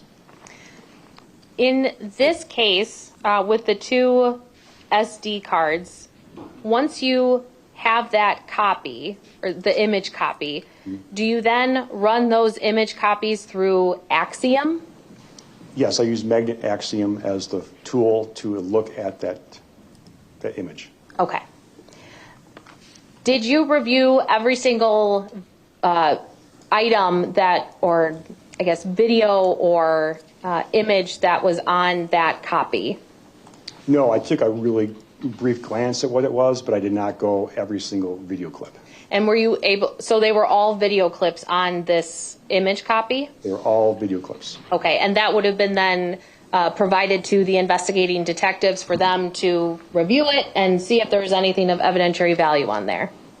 That's correct. Okay. Lastly then, were you provided a Samsung phone belonging to an individual by the name of Kevin Lychwick? I was. And to your knowledge, was that recovered during a search warrant at his apartment and the phone was recovered from his bedroom? Yes, it was. Were you able to see, once you placed the phone on airplane mode, Did the phone have a passcode? This phone did not have a passcode. Okay. Now, did you perform that same two-step process that we talked about you performing on Mr. Maldonado's phone? Yes. And from Mr. Lychwick's phone, were you able to obtain a full file system extraction? Yes. Did you end up reviewing the extraction from Mr. Lychwick's phone, or would that have been provided to Detective Stern for additional analysis? Again, just like the first phone, I did a preliminary review of the phone results. I bookmarked several items, but then I turned everything over to Detective Stern, again, who had a better view of the whole case in chief to review and find the evidence that was really important. I have no further questions for this witness. Thank you.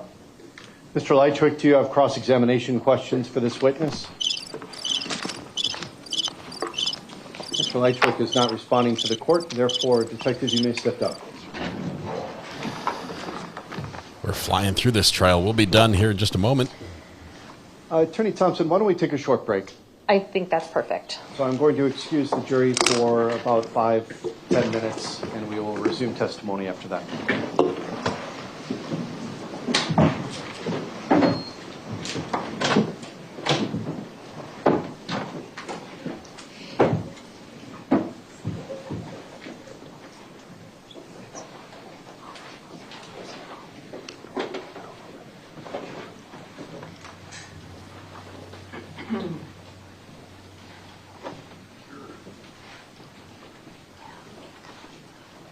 Thank you. You may be seated. For the record, tell us about the defendant.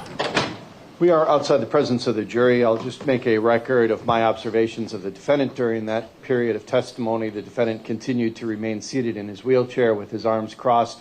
His eyes were closed for most of the testimony.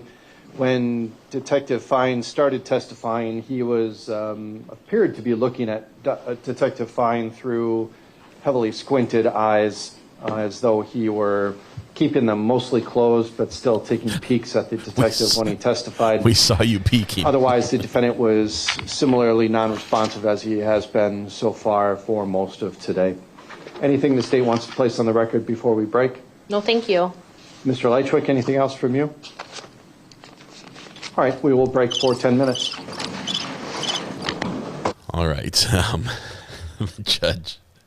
Judge stops court, sends the jury out just to make a note on the record that he saw Mr. Lychwick peeking. This is the weirdest record.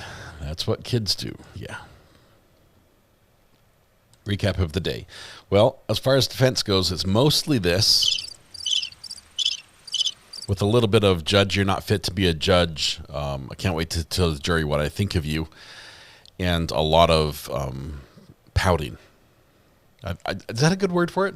Pouting? The defendant is quite stubborn. He said he's sick. "I am not well, Your Honor. I'm not well. I should be in my bed sleeping, resting. I'll tell you when I'm feeling better."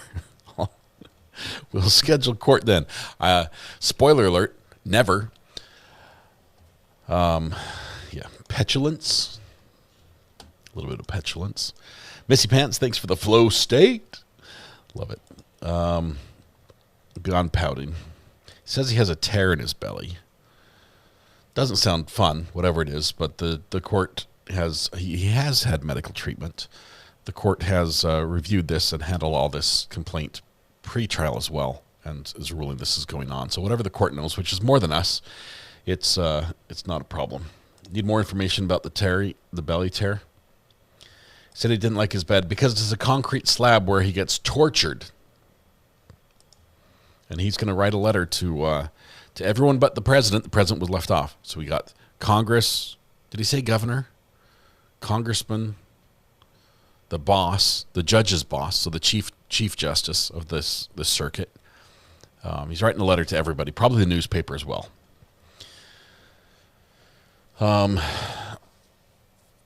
Major entitlement mentality makes you wonder how he was able ever to be a cop. The presiding judge, yes. Whose name is, what was the name? Did somebody catch the name of the judge? It's a great name. We've got Judge Maas, first of all, M-A-A-S, presiding over this court. And then we also have this other judge that is, he's got a doozy of a name. Let's see, Bugenhagen. See, it's funny. Nicole Goodman, you wrote Bugenhagen, but when I click on it, YouTube translates it to say arch hedges. So Bugenhagen must mean arch hedges in German, maybe? I don't know. Finnish?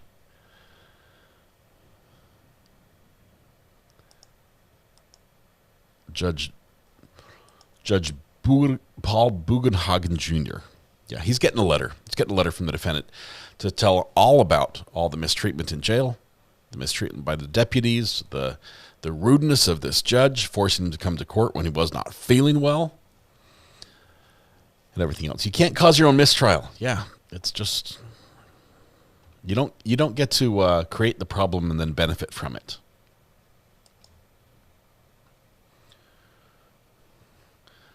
A rolling Bugenhagen gathers no moss. That's funny. It's not Dutch. It sounds German. Bugenhagen. Bugenhagen. I don't know. I don't have a German accent. We need somebody who's fluent in German to tell us how that actually should sound. It's German. In Dutch, a Hagebug is an arch hedge. So the judge is named after some landscape architecture, which is great. I love it.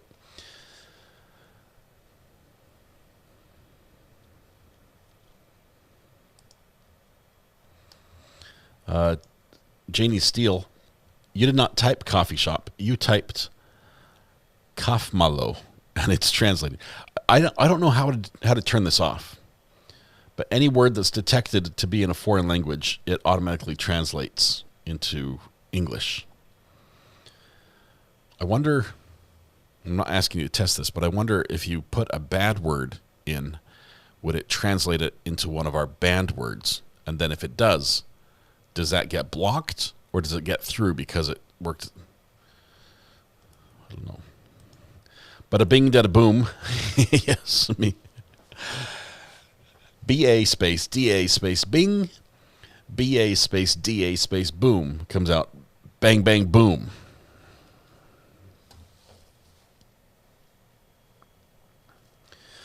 I put some words on the list as well, Amber. We'll have to take them off when this is over. Purple coconut. You found the way around it. Great.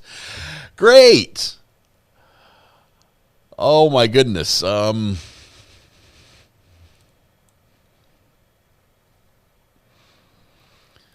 Yep. Where can we find the words on the list? We don't publish the list. Oh, my goodness. I think it's not working.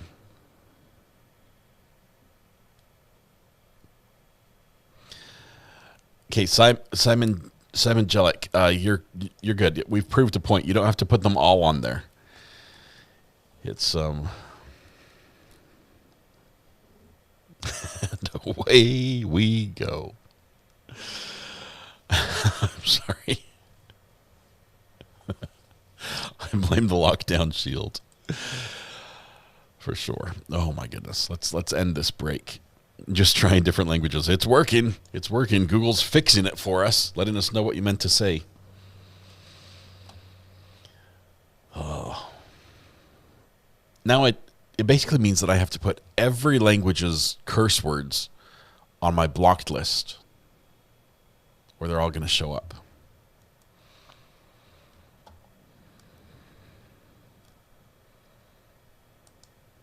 Did I get that right?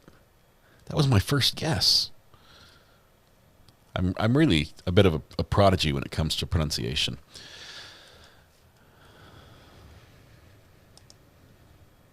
Koopa, to give. I have like 5 words on my block list. Yeah, I've got about 170 because people get so stinking creative, and now I need like 1,000. Okay. I'm sorry I let you know. Oh my goodness.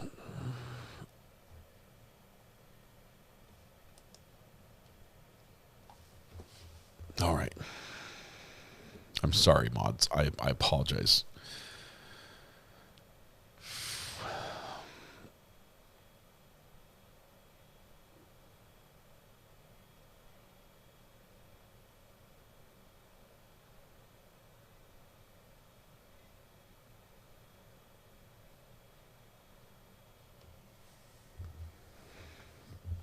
Whoa.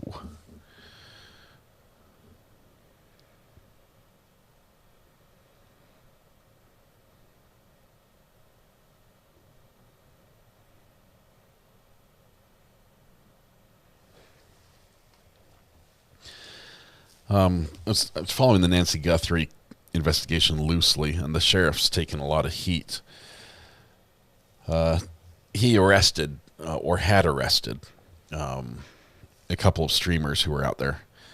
And I'm not saying the streamers are doing what's, I'm not endorsing what they're doing or saying it's wrong. I haven't even watched any of it to know what it was. But I think they were all YouTubers that were arrested, and I'm not familiar with the names. They didn't ring a bell.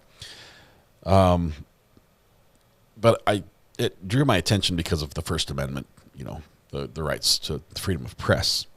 And if somebody's in public, they arresting somebody for causing a public nuisance when they're carrying out a protected free speech activity. Oh man, that puts my hackles up a little bit, right? Well, there's a video up here of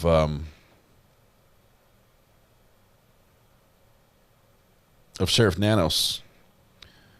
Apparently, he was trying to go through an airport, according to this video, with a loaded gun, undeclared loaded gun at a TSA checkpoint. And he was never charged for that. I'm just seeing some double standard there.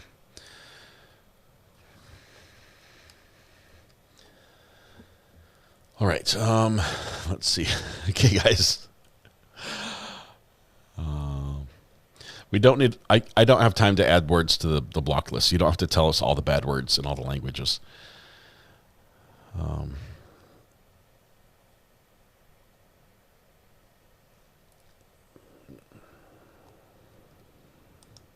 I agree. And there's some people who exercising their rights makes it much harder for us to exercise our rights. Where are the emojis? I don't know. I have no idea. I don't know where they went. I don't know why they went. YouTube has not told me a thing about it.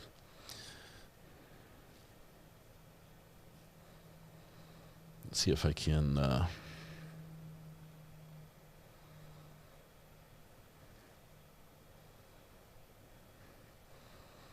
see if I can find them here. Community.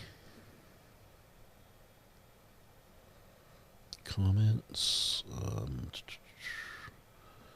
customization, no.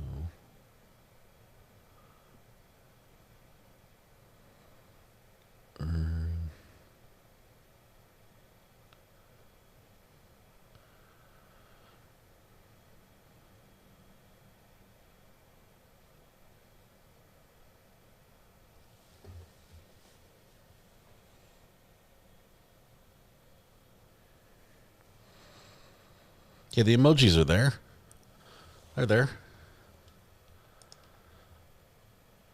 These be they. These are emojis.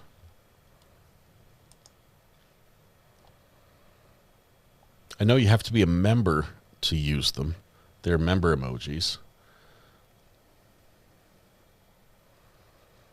Let's see. Badges and emojis.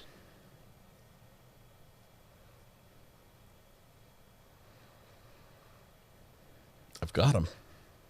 I found them. Hello. It's just on iPhone they're not showing up. About 35% of you watch this on your TV.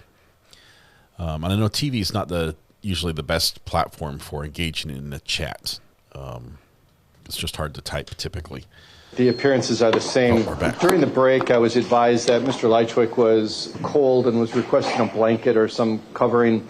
Maybe so I authorized our bailiffs to look for something, and he's been provided with what looks like a pretty heavy-duty coat that was placed on him, and he is now wearing that coat, which, by the way, covers up the orange jail outfit, at least from the waist up. Otherwise, Mr. Lychwick remains in the wheelchair. Anything else before we bring the jury in, Attorney Thompson? No, thank you. Mr. Lychwick? Okay, let's bring the jury in. At least say thank you for the coat.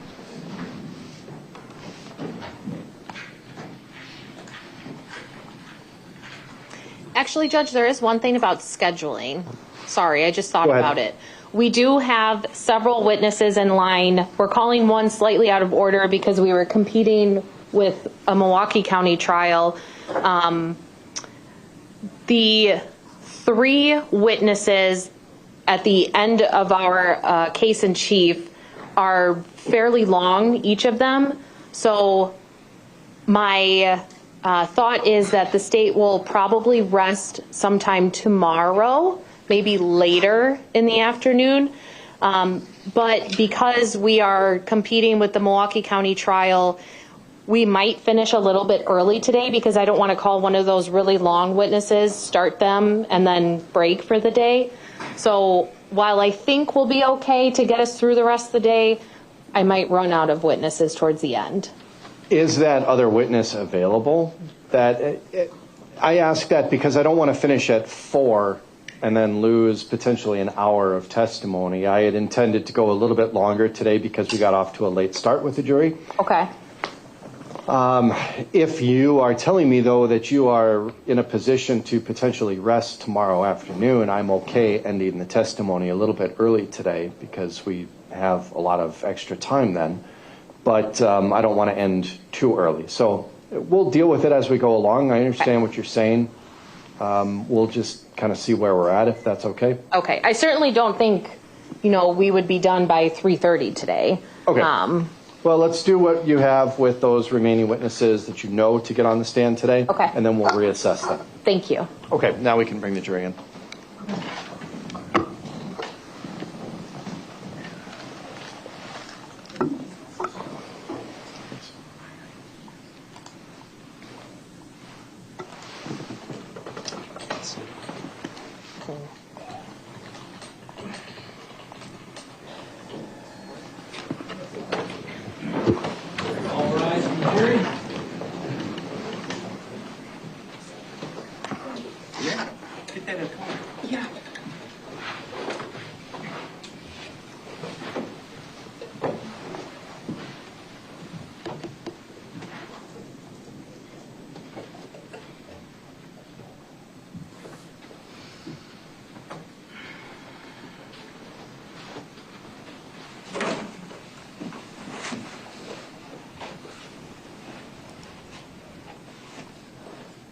Thank you. You may be seated. Jurors, if you want a coat, you have to bring your own. Thank you, ladies and gentlemen, for your patience. I do want to just update you. I had a conversation with the parties about scheduling, and we are still very much on track in this trial. And maybe our initial estimation of 4 to 5 days for it may be too long, and we may be in position to finish well ahead of that. I don't want to make any promises, but I don't want you to worry that we're falling behind or anything like that. We are still very much on track. So, Attorney Thompson, the state may call its next witness. Your Honor, we call Detective Bryce Skolton, please. All right. Detective, come up to the witness stand, please. And when you get up here, please remain standing and raise your right hand to be sworn in by my clerk. Do you swear that the testimony you're about to give in this matter before the court shall be the truth, the whole truth, and nothing but the truth? So help you God. I do.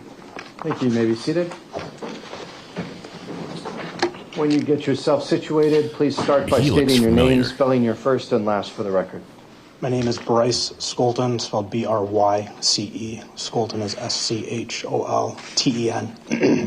Where have you seen Bryce before? Attorney Tom Bosco. Thank you, Your Honor. Detective, where are you employed?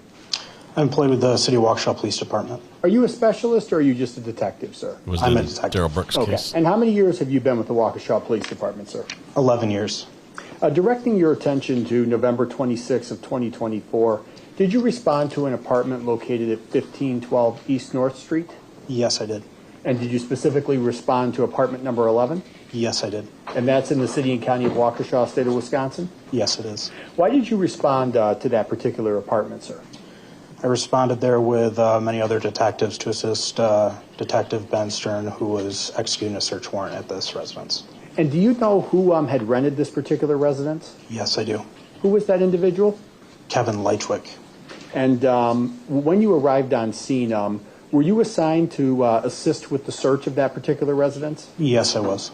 Were you assigned to search a specific area of the residence? Yes, I was. And what area were you assigned to search? I was assigned to search the living room. And did you in fact, then, kind of a silly question, but just to make sure, did you in fact make entry into Mr. Lychwick's living room? Yes, I did. And when you entered his living room, did you locate a large quantity of paper and boxes? Yes, I did. And did you, in terms of the area of the living room, did you search a specific area within that living room? Yes, I primarily searched the area nearest the windows, and there was a makeshift desk made out of cardboard boxes. There was a telephone there, and there was also filing cabinets in that area. So it was the area of the living room that probably was surrounded by the most paperwork and boxes. And in addition to yourself, was there a Detective Bauer who assisted you with the search as well? Yes. Were you and Detective Bauer in close proximity to each other when this search took place? Yes, standing right next to each other. And was there a point in time when you were engaged in this search that you located many pieces of paperwork? Yes. And was it your opinion at that time that this paperwork that you had located had evidentiary value in this case? That is correct. And what did you do with this paper after you located it? Because there was such a large quantity of paper, to put it in perspective, it was just boxes and boxes all lined like the side of the living room. And going through that, we quickly realized that we would be there all day if we went through all the paperwork right then and there. So anything that we looked like could be evidentiary value, we took to the side and we put it in 2 large cardboard boxes, and then we brought that back to the Waukesha Police Department. We went through it like much slower and read through everything then at the police department. And when the paperwork was brought back to the Waukesha Police Department, do you know whether Detective Ben Stern was one of the officers who looked through it? Yes, Detective Stern was there with me and several others. Was Detective Stern on scene when the search of Mr. Lychwick's apartment took place? I believe he was. And in terms of some of the paperwork that you located, are you familiar with a particular operation known as Operation Starling? Yes, I am. And in reference to this particular Operation Starling, can you just tell the jury a little bit more? What exactly is the connection between Operation Starling and this particular case?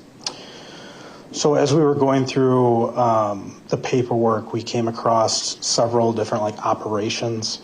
Detective Bauer had located a piece of paper in the apartment that was Operation Slop Shop.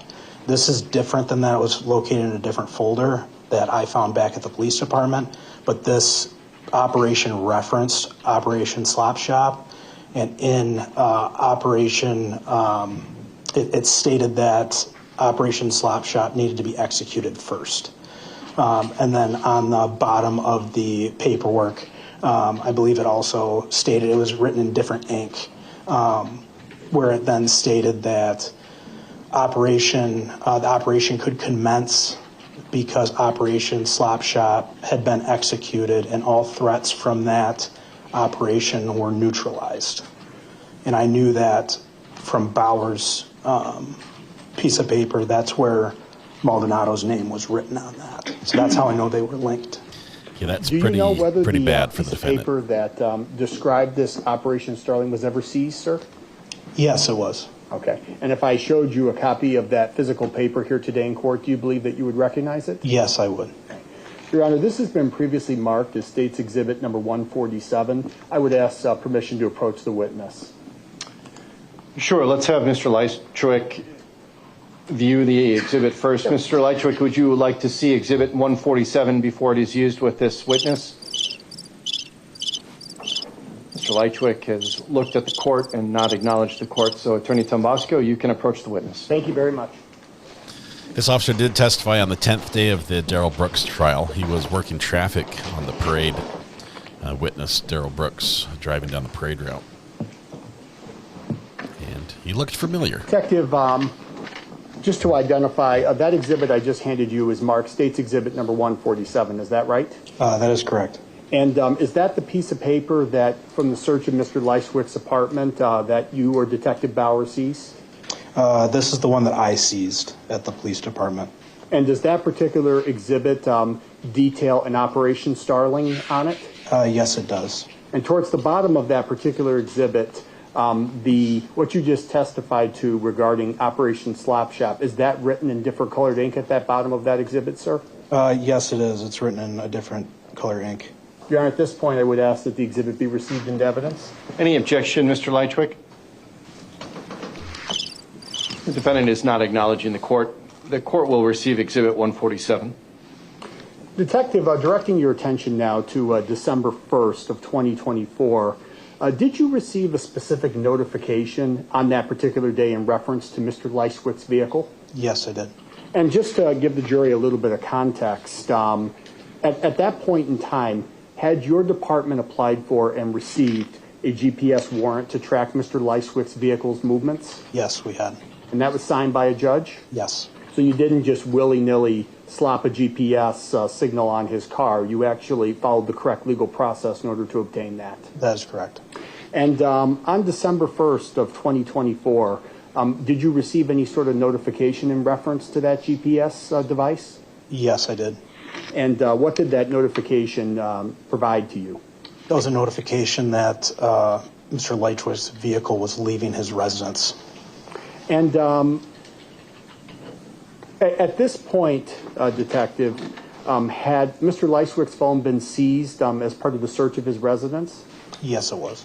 And was there anything in particular found on his device that provided you with some insights of where you think Mr. Lychwick may have been going on that particular day?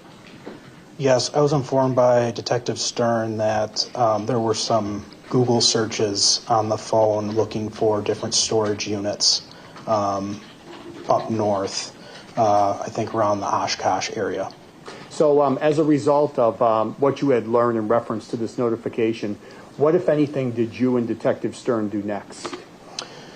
We were watching the location of Mr. Lychwick's vehicle, and then when we realized that he was not exhibiting normal driving behaviors, because we had been watching him for some time since this GPS had been on, he normally always stayed very local. Once we realized that he was going farther north, and that was outside of an abnormal pattern, we believed that he was potentially going to whatever storage unit he may have located from that Google search.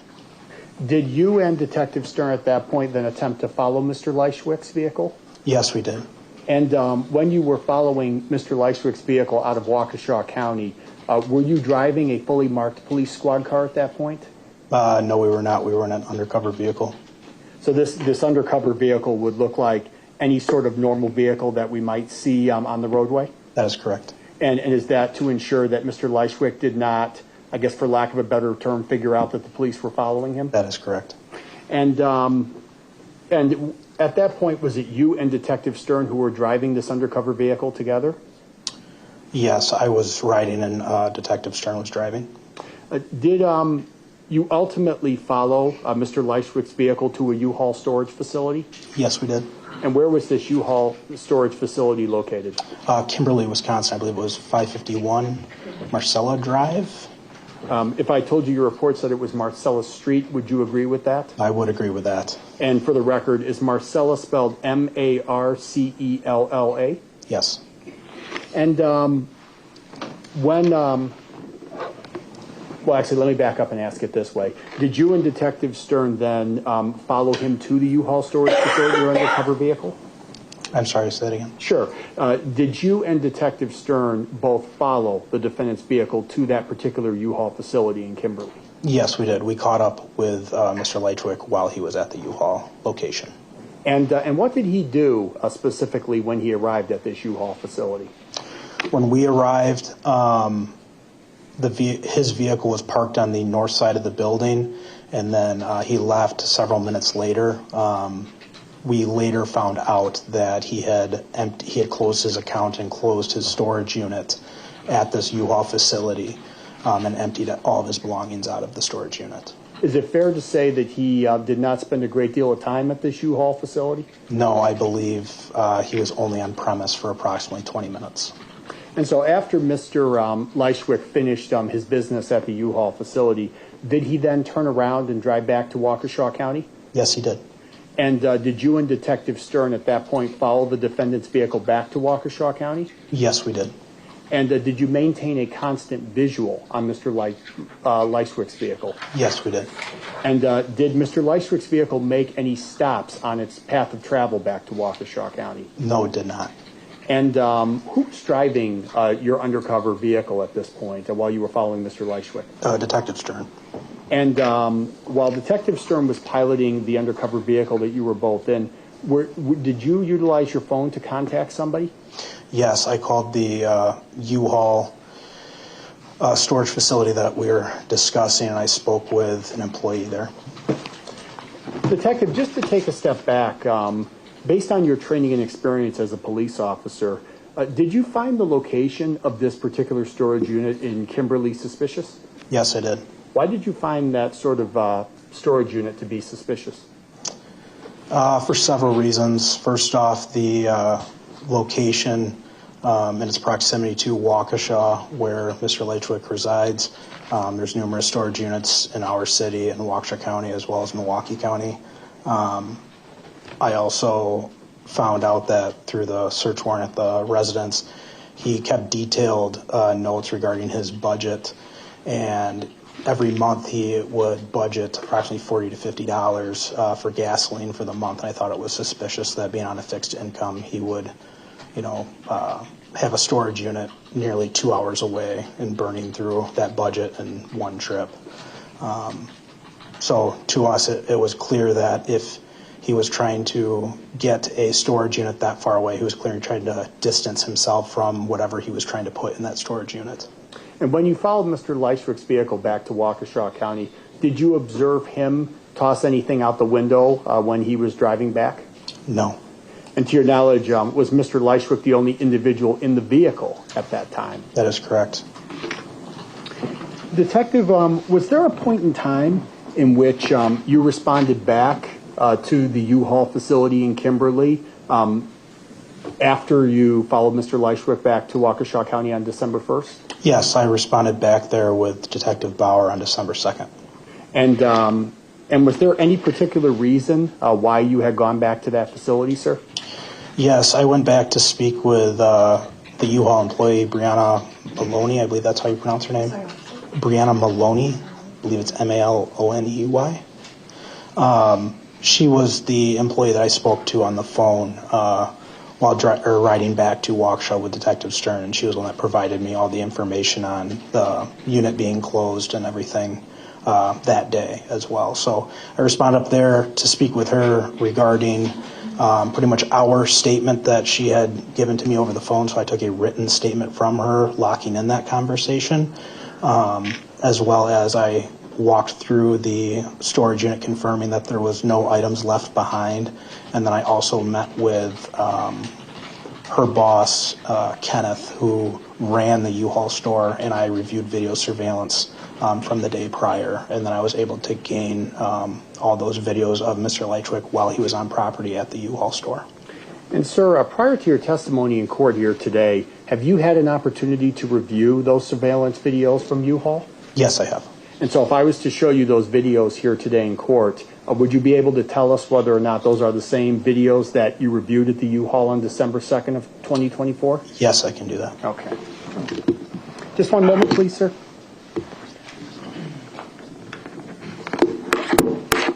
Madam Clerk, at this point, I would just ask that we project the exhibit to the witness's screen.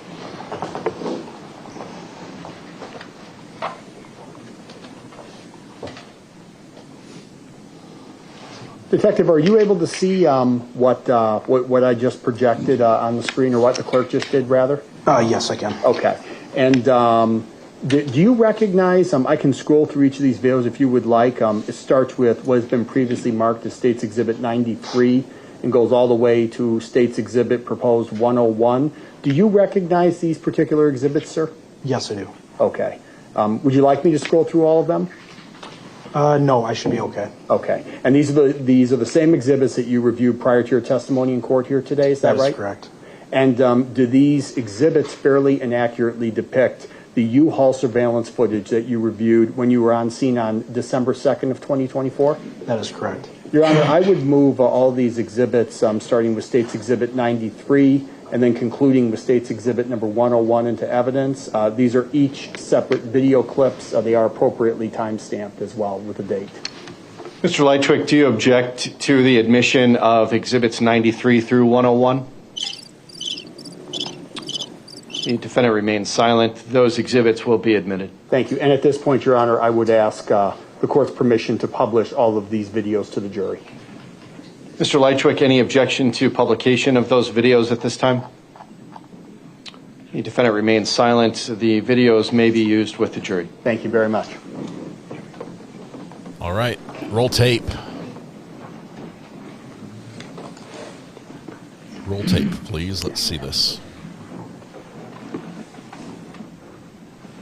Yeah, we need to get rid of this objection counter. I think we're just going to...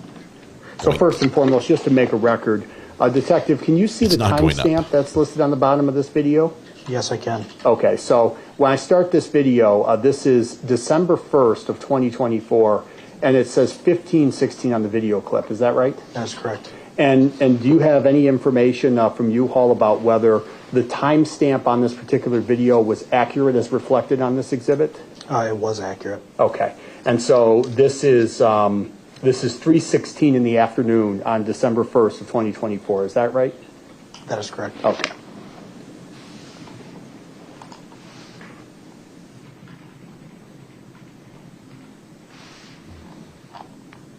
There he is. I'm stopping the video at, this is 3:16:13.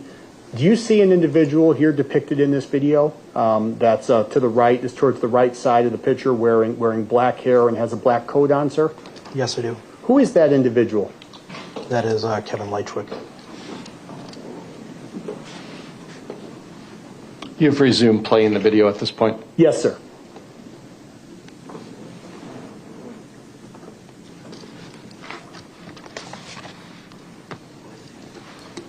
I'd like an industrial amount of salt and rubber gloves, size small. Do you sell bleach here? Like some bleach and maybe let's see, do you rent carpet cleaners? Oh, this is a storage unit. And some employee back there is just kicking it, sitting on the boxes. Hey, those are for sale, dude. This looks like every U-Haul I've ever walked into. The big TVs with the security, the big posters on the wall, boxes everywhere.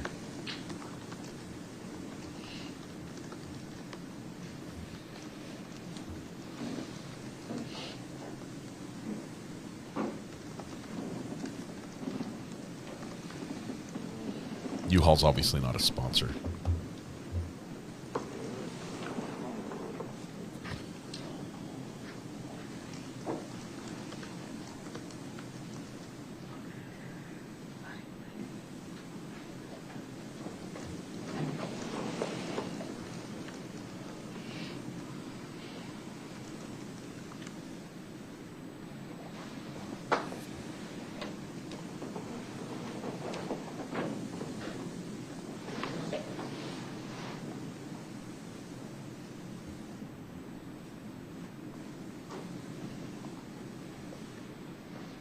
This can't be right. If this were an actual U-Haul transaction, I would think this would take about 20 minutes.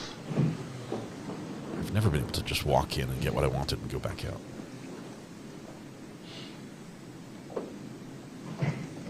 There's always someone in front of you asking for a refund.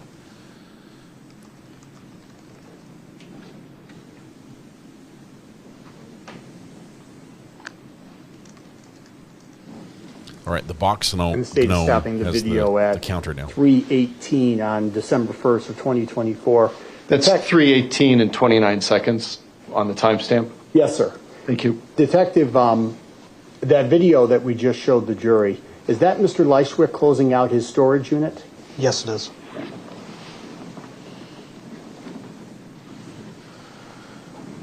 This has been now received as State's Exhibit number 94.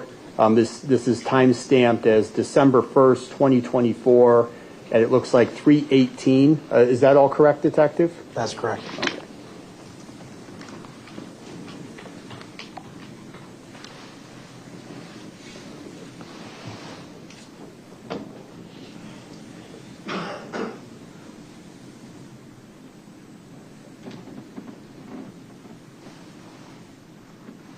He drives a minivan?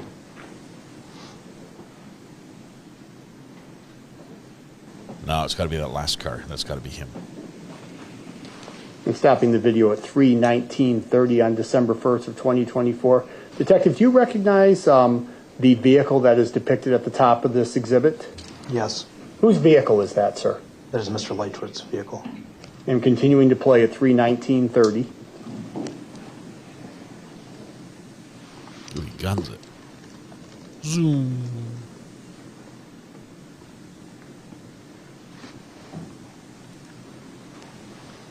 Stay safe Now, out Detective, this has been received as State's Exhibit number 95. Again, this is December 1st of 2024 at 3:23 in the afternoon. Is that right, sir? That's correct. There is a vehicle that is depicted at the top of this exhibit. Do you see that? Yes. Is this Mr. Lychwick's vehicle as well? Yes, it is.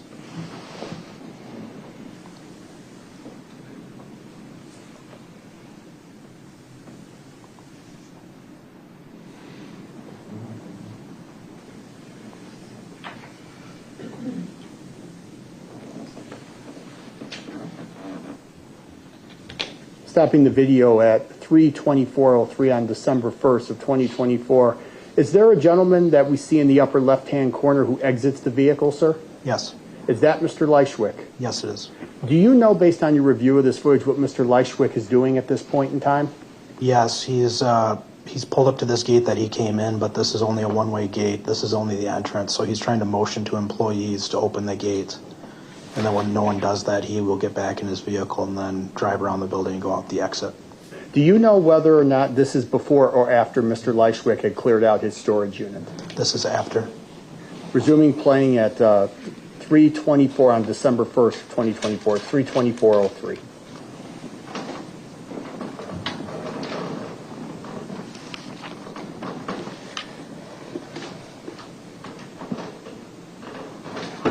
He's reading the sign that says entrance only, not an exit.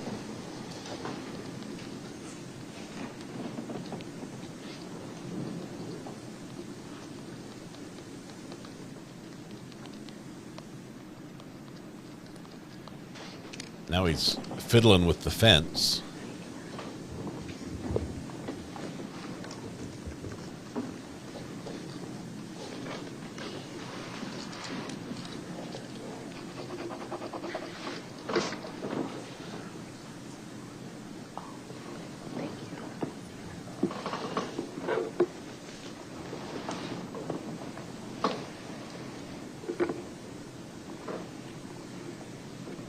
And the state is stopping playing at 3:25:00 on December 1st, 2024. Detective, did Mr. Lychwick's vehicle remain at that gate for several minutes? Yes. And he attempted to get the attention of another U-Haul employee for the gate to be opened? That is correct. And he was unsuccessful in those efforts? That's correct.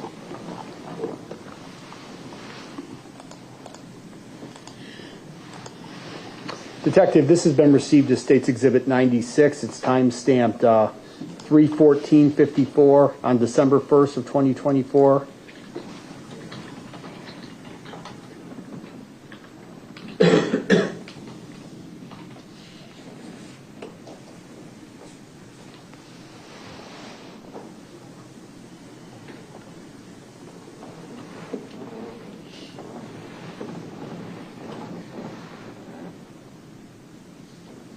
There he goes. That's the way. See how easy that was? Just go out the exit. And the state is stopping at 3:15:35 on December 1st of 2024. Detective, is this Mr. Lychwick's vehicle entering the property or exiting? I do not believe that is Mr. Lychwick's vehicle. Okay. The state will resume again 3:15:37. Oops.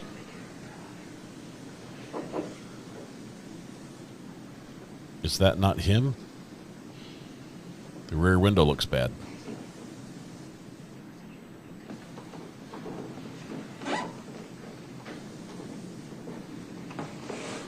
Now do you think it is?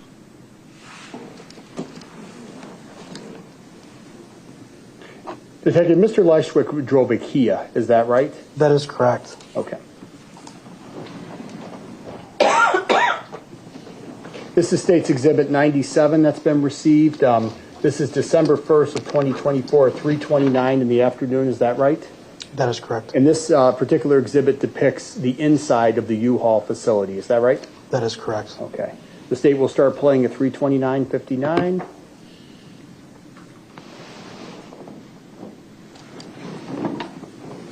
You're going to grab a cart. You're going to need a cart.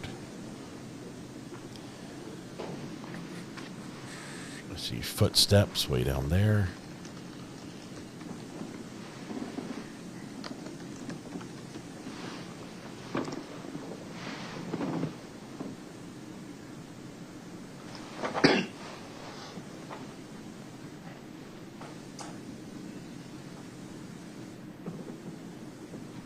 Got the Elmer Fudd hat on.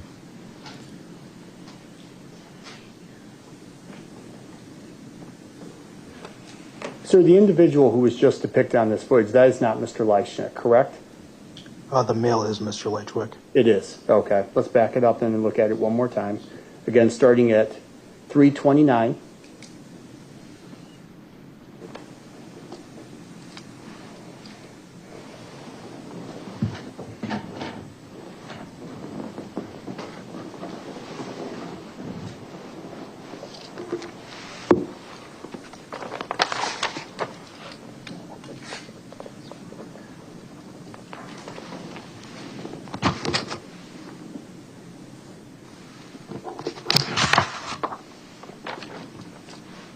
And we're stopping it at 3:30 on December 1st of 2024. Do you see Mr. Lychwick now at this point, sir? Yes, I do. Okay. Is he the gentleman who's wearing the black coat and blue jeans? Yes, he is. Okay.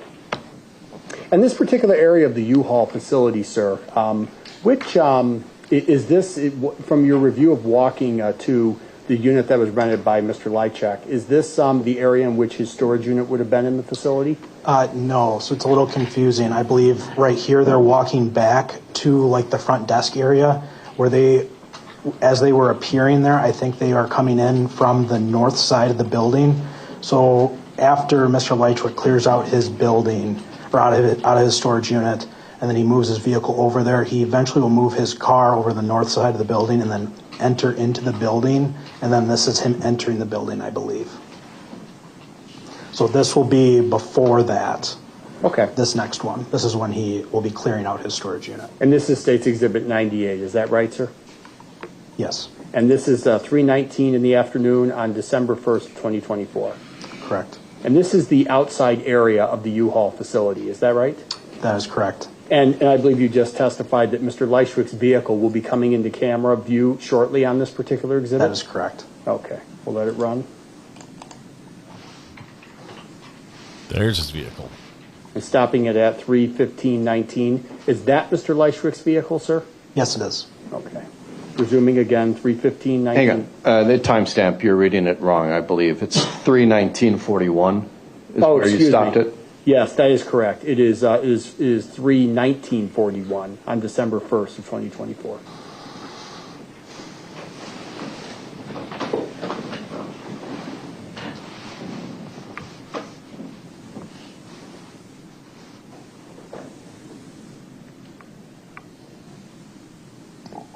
Excuse me.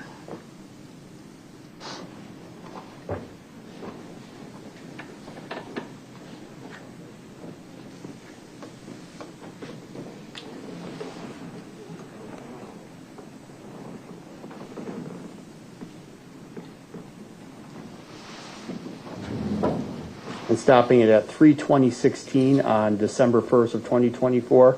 Do you see an individual depicted here who's exiting his vehicle now? Yes, Mr. Lychwick will exit the driver's seat. And does he pop the trunk area of his vehicle as well upon exiting the vehicle or before he exits the vehicle? Yes, he does. Okay. And at this point, Mr. Lychwick is the only individual who's in this particular vehicle from your review of the surveillance? That's correct. Okay. Letting this run again from 3:20:16.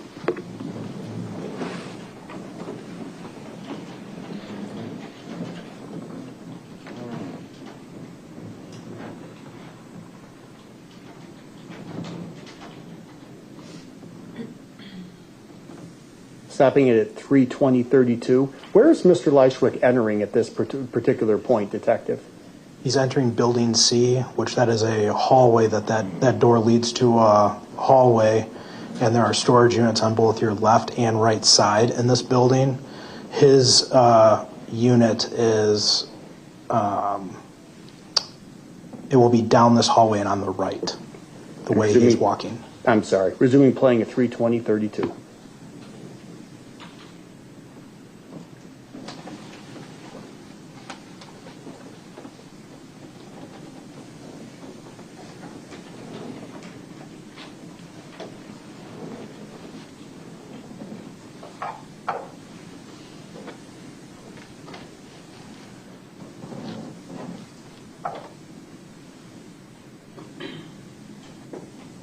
It was only there for 20 minutes, right? You cleaned it all out.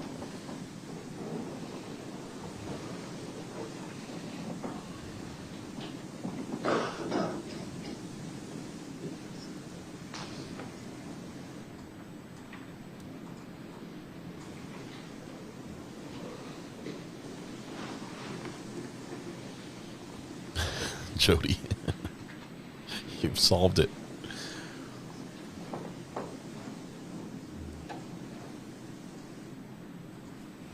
Just waiting to see what he puts in the trunk.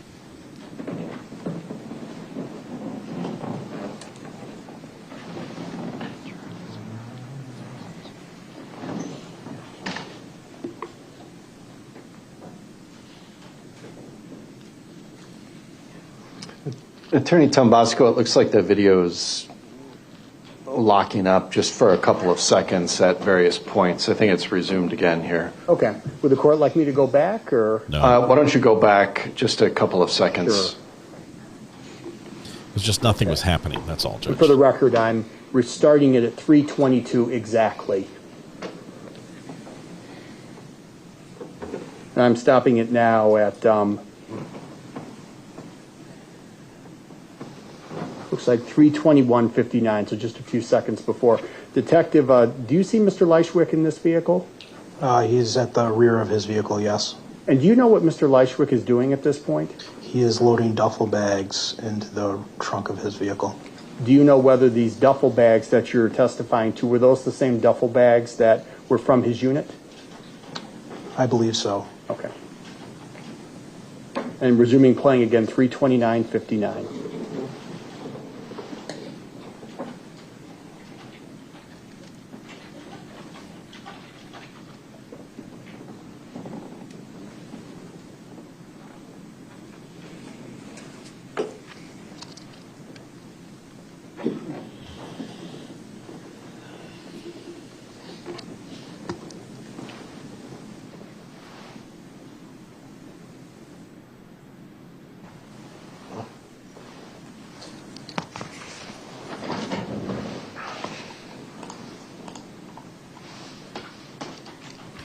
Oh, he's waking up.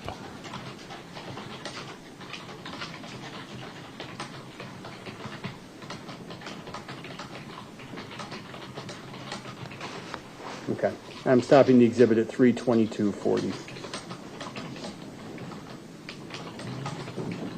Detective, this has been received as State's Exhibit 99. This is time-stamped as 3/14/28 on December 1st, 2024.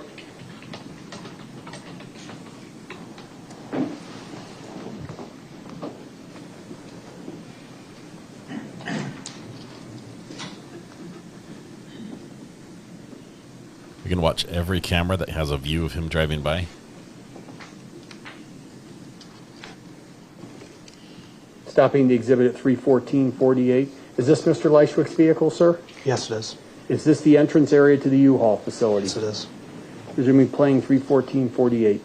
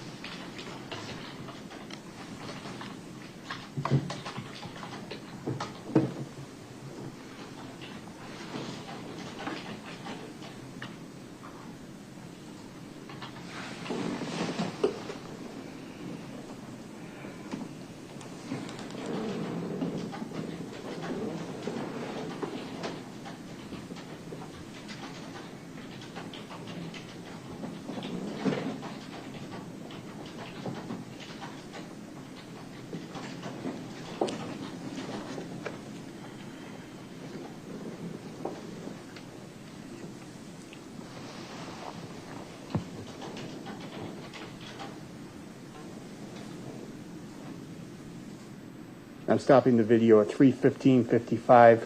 Sir, is that Mr. Lychwick that you see exit the vehicle? Yes, it is. And there's nobody else in that vehicle at that time upon his arrival, is that right? That is correct.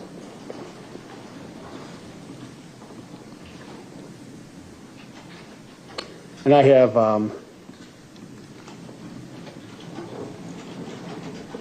looks like just two more surveillance clips I'd like to share with you. The first is State's Exhibit 100. This is time-stamped as 3/18/28.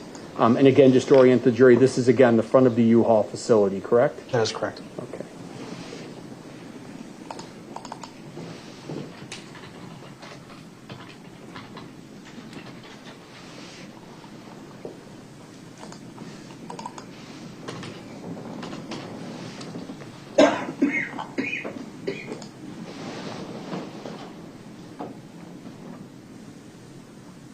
And this is stopped at 3:18:49 on December 1st, 2024.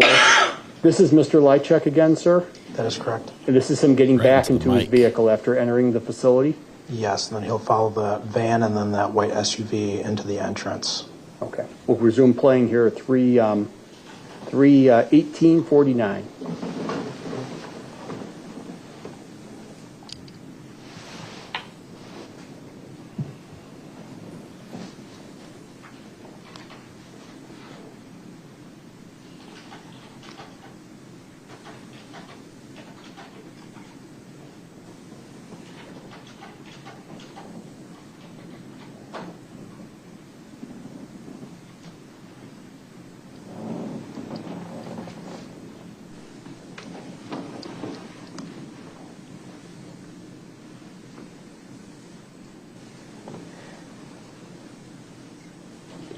Stopping the vehicle at the video at 3:19:28, and then finally, Detective, timestamp 3:23:24 on December 1st, 2024. This has been received as State's Exhibit 101.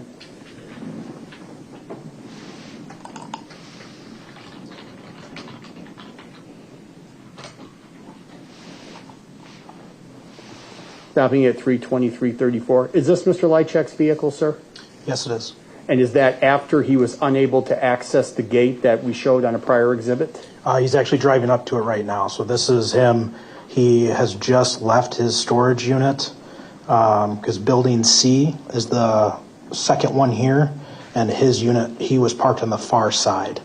So he is fully loaded up, and now he's going over to the initial fence that he came in, and then he won't be able to get through there, and then he will come back because the exit is right here to the right of your screen. I see. Okay. Thank you, sir. Yep.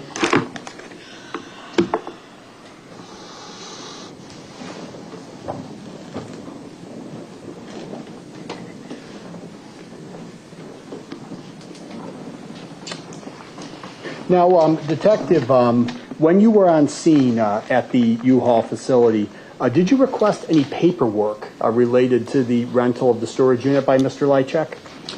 Yes, I asked for what information they had on Mr. Lychwick. Okay. And do you know, ultimately, sir, whether you had testified earlier in this case that Mr. Lychwick's vehicle, you followed Mr. Lychwick's vehicle back to Waukesha County after he closed out his storage unit. Do you remember that, sir? Yes. And do you know whether there was a period of time in which Mr. Lychwick's vehicle was actually stopped? I don't believe it ever did stop. There was, from the moment he left the U-Haul, there was, the vehicle was always moving. Okay. Was there a point in time in which ultimately a traffic stop was effectuated on Mr. Lychwick's vehicle? Yes. And was that the same day that he was coming back from the U-Haul facility? That's correct. Okay. And do you know whether, as a result of that traffic stop, his vehicle was searched? It would eventually be after a search warrant was obtained. So the vehicle was seized initially, and then a search warrant was applied for and received? That is correct. And do you know what, if anything, what was found as a result of that search? Yes, I believe I called Detective Stern when I was at the U-Haul, informing him what I had observed on the cameras, where all of the items that Mr. Lychwick had loaded out of his storage unit were all in the trunk. And then Detective Stern told me later that a firearm was recovered in the trunk of the vehicle. Do you know whether any paperwork related to Mr. Lychwick's storage unit was found in that particular vehicle? Yes, so when I responded back to Waukesha after being at the storage facility, I assisted with going through some of the paperwork that was in the vehicle, and I also located some paperwork, specifically the U-Haul contract that Mr. Lychwick had with U-Haul for the dates of that storage unit from November 1st until December 1st. And as well as MapQuest directions from his address to that location. If I was to show you a copy of that paperwork here today in court, would you recognize it? Yes, I would. Okay. Your Honor, this is another physical exhibit. It has been marked as State's Exhibit 149. I'm happy to show Mr. Lychwick a copy as well. I would ask permission to approach the witness to show him this exhibit. Mr. Lychwick, would you like to see Exhibit 149? All right. The defendant just adjusted the collar on his jacket, but is refusing to acknowledge the court. So therefore, Attorney Tambasco, you may approach. Thank you so much. Not a detail escapes this judge. It's trying to hold so still. The judge is calling out every movement. We saw you peeking. Detective, that exhibit has been marked as State's number 149. Is that right? Yes, it is. And is that the paperwork that you recovered? Just one moment. Detective, just make sure it doesn't rub up against the microphone there, please. Thank you. Detective, may I go ahead, Your Honor? Yeah, go ahead. Yep. Detective, if you know, is that particular U-Haul paperwork what was recovered from the search of the defendant's vehicle? Yes, it is. And that fairly and accurately depicts the copy of the U-Haul contract as well? That is correct. Your Honor, I'm out of the exhibit and evidence and ask that it be received. Any objection to the admission of 149, Mr. Lychwick? Mr. Lychwick is not acknowledging the court. Exhibit 149 is received into evidence. Thank you. Detective, is there a name on that particular contract? Yes, there is. What is the name listed on that contract? Conrad Lychwick. And do you know anything in reference to the name Conrad of any significance in this case? Yes, I do. And can you explain that? I know Mr. Lychwick goes by the first name of Conrad. And when the individual who rented that particular storage unit did so, is there an address that particular person provided? Yes, they did. And what address was provided? 1512 East North Street, apartment number 11. And do you know whether or not that is, in fact, Mr. Lychwick's address? It is. And does the paperwork contain any information concerning any promotions that U-Haul was running at the time this rental took place? I don't know if there's any promotions on here, but I do know that the staff members there told me that they were running a 1 month free promotion during that time. And it is indicated on this document 1 month free. Is that 149? Yes, it is. Okay. That's all the questions I have, Detective. Thank you. Mr. Lychwick, do you have any cross-examination questions? Okay, Detective, you may step down. Thank you. I'll take those exhibits, please. Thank you. The state may call its next witness. The state calls Brianna Maloney.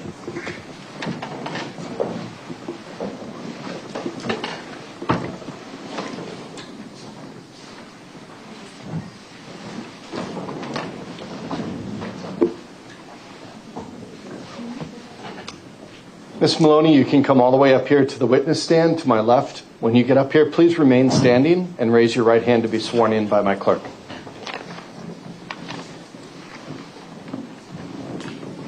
Do you swear that the testimony you're about to give in this matter before the court shall be the truth, the whole truth, and nothing but the truth, so help you God? Yes, I do. All right, you may have a seat. That black bar with the red dot in front of you is our microphone. Just get yourself positioned nice and close to that, where you are. And when you are ready, start by stating your name, spelling your first and last name for the record. Sure. My name is Brianna Maloney, B-R-I-A-N-N-A, Maloney, M-A-L-O-N-E-Y. Ms. Maloney, how are you currently employed? I work for the Montana Conservation Corps. And how long have you been employed with the Montana Conservation Corps? Since February of this year. Prior to your employment with the Minnesota Conservation Corps, did you work at a U-Haul facility located at 551 Marcellus Street in Kimberly, Wisconsin? Yes. How long were you employed at that U-Haul location? Roughly 2 years. Were you working at the U-Haul facility in Kimberly on December 1st of 2024? Yes. What was your position at U-Haul at that time? I was an assistant manager. As an assistant manager, what were your roles or responsibilities? I managed and helped take care of 4 storage facilities and also worked one-on-one with customers over the customer service desk. At the time, on or about December 1st of 2024, was this particular U-Haul facility running any kind of special promotion as it related to the first month's rent? Yeah, we gave the first month free to new storage customers. Had that been something that was ongoing and it's done for every new customer, or was that promotion only for a specific time frame? That was ongoing for a longer period of time, yeah. As part of your role as an assistant manager, are you familiar with any receipts or agreements or paperwork that is generated between U-Haul and either a new customer or ongoing customers? Yes, when they sign up to have a storage unit with us, they sign a rental agreement, and then we also have a digital contract online in our own system. When someone closes out a storage unit or closes out their account, are they then provided with any kind of receipt once that closeout is completed? No. Okay.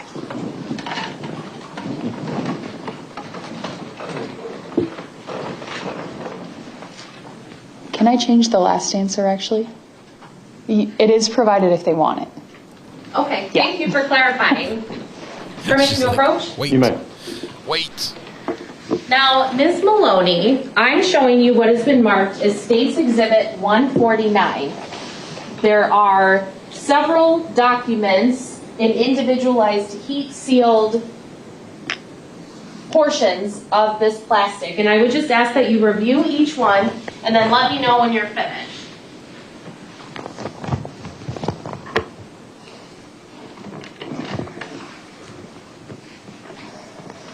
Yeah, I'm done. Okay. Now, in looking at Exhibit 149 and each of those documents, are you familiar with those or have you seen those before? Yes, I've seen all of these, and the map of the facility actually has my handwriting on it. It does. Okay. Now, with this particular set of paperwork in front of you, can you see a customer's name anywhere on any of those documents? Yeah, on actually the move-out receipt, Conrad Lychwick. Okay. Now, when you were working on December 1st of 2024, did you make face-to-face contact with this customer named Conrad Lychwick? Not face-to-face, no. Are you aware of whether Mr. Lychwick came into this U-Haul facility to move out his items and close out his account? That I am aware of, yes. How are you aware of that? I was in the general vicinity when it happened. I wasn't in the same room. And my colleague that I was working with at that day let me know of the situation because he had come in to ask for our assistance with the move out. And then, did Mr. Lychwick have any balance, or did he have to pay anything once he closed out his storage unit? No, he did not. Does it say on that receipt what the storage unit number was? Yes, room 679. Okay. Now, do you recall maybe morning or afternoon when Mr. Lychwick had come to the U-Haul facility, or at least do you remember when you first knew that he was there?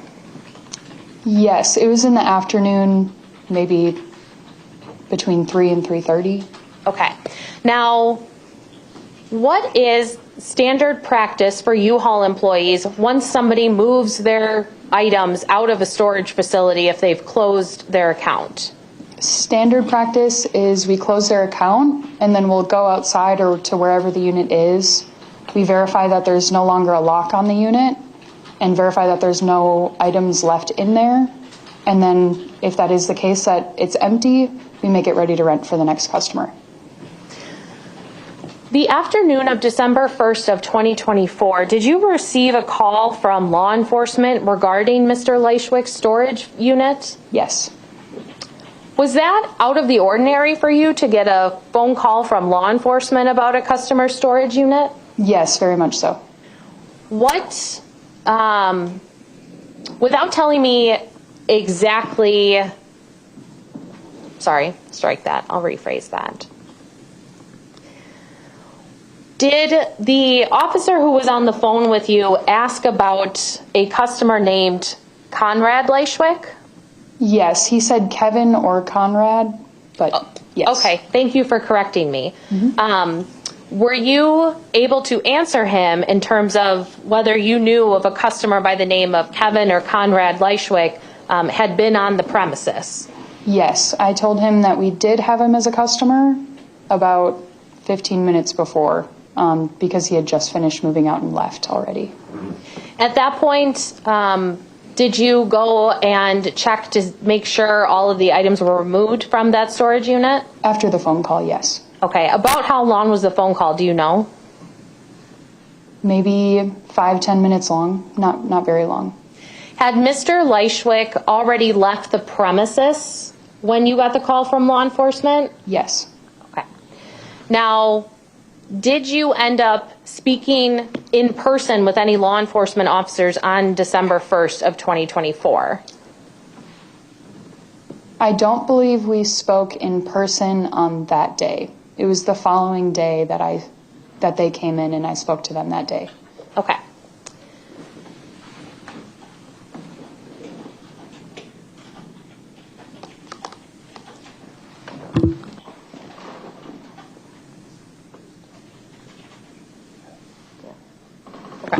And when you checked that storage unit, it was completely empty. Is that fair to say? Yes, correct. Okay, I do not have any other questions for this witness. Very well. Mr. Lychwick, do you have any questions for this witness on cross-examination? All right, Ms. Maloney, you may sit down. Thank you.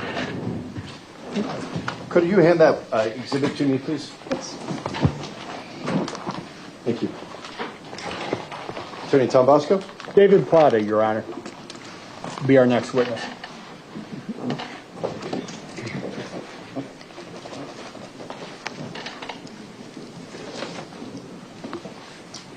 All right, so you can come up to the witness stand. When you get up here, please remain standing and raise your right hand to get sworn in by the clerk.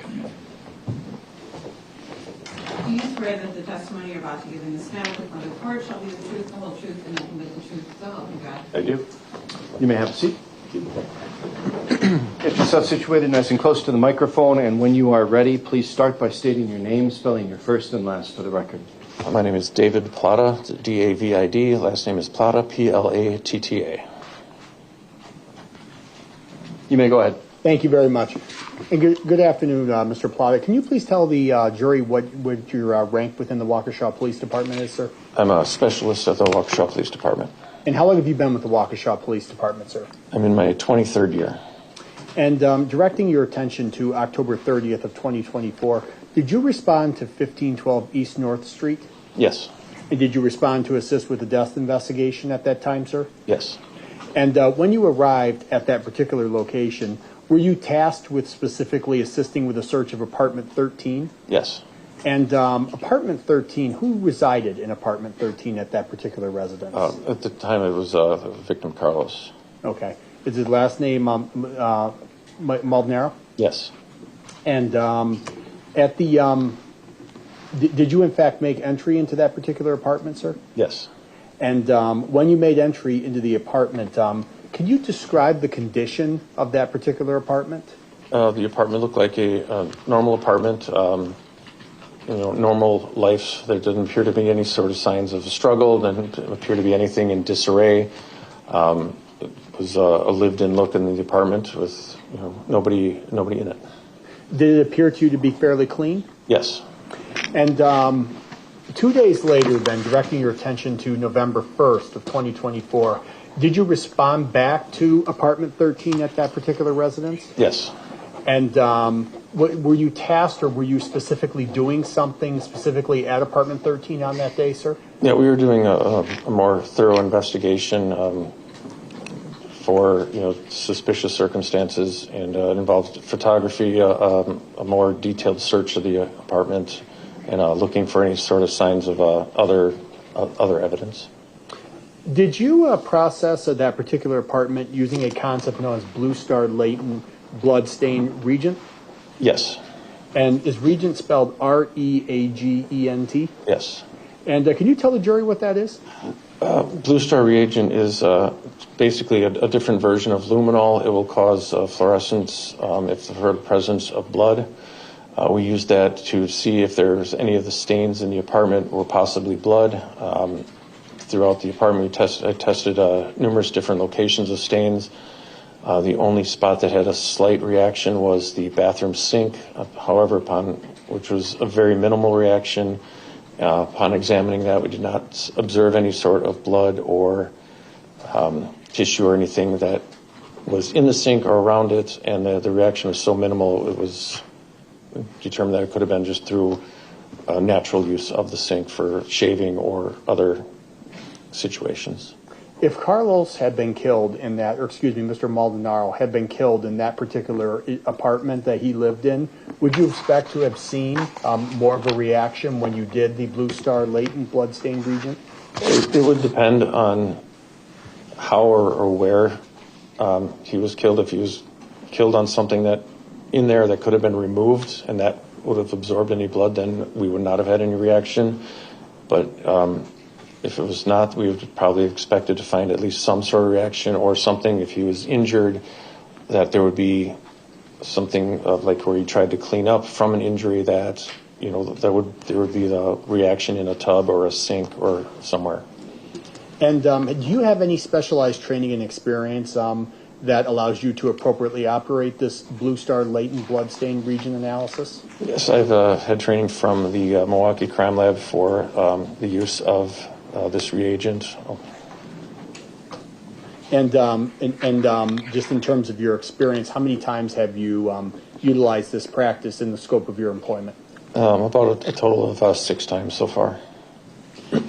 Now, Detective, directing your attention now a little bit forward to December 2nd of 2024. On that particular day, were you called to provide service for the search warrant? Yes. And you were called in to provide service of a search warrant regarding Mr. Lychwick's vehicle, is that right? Correct.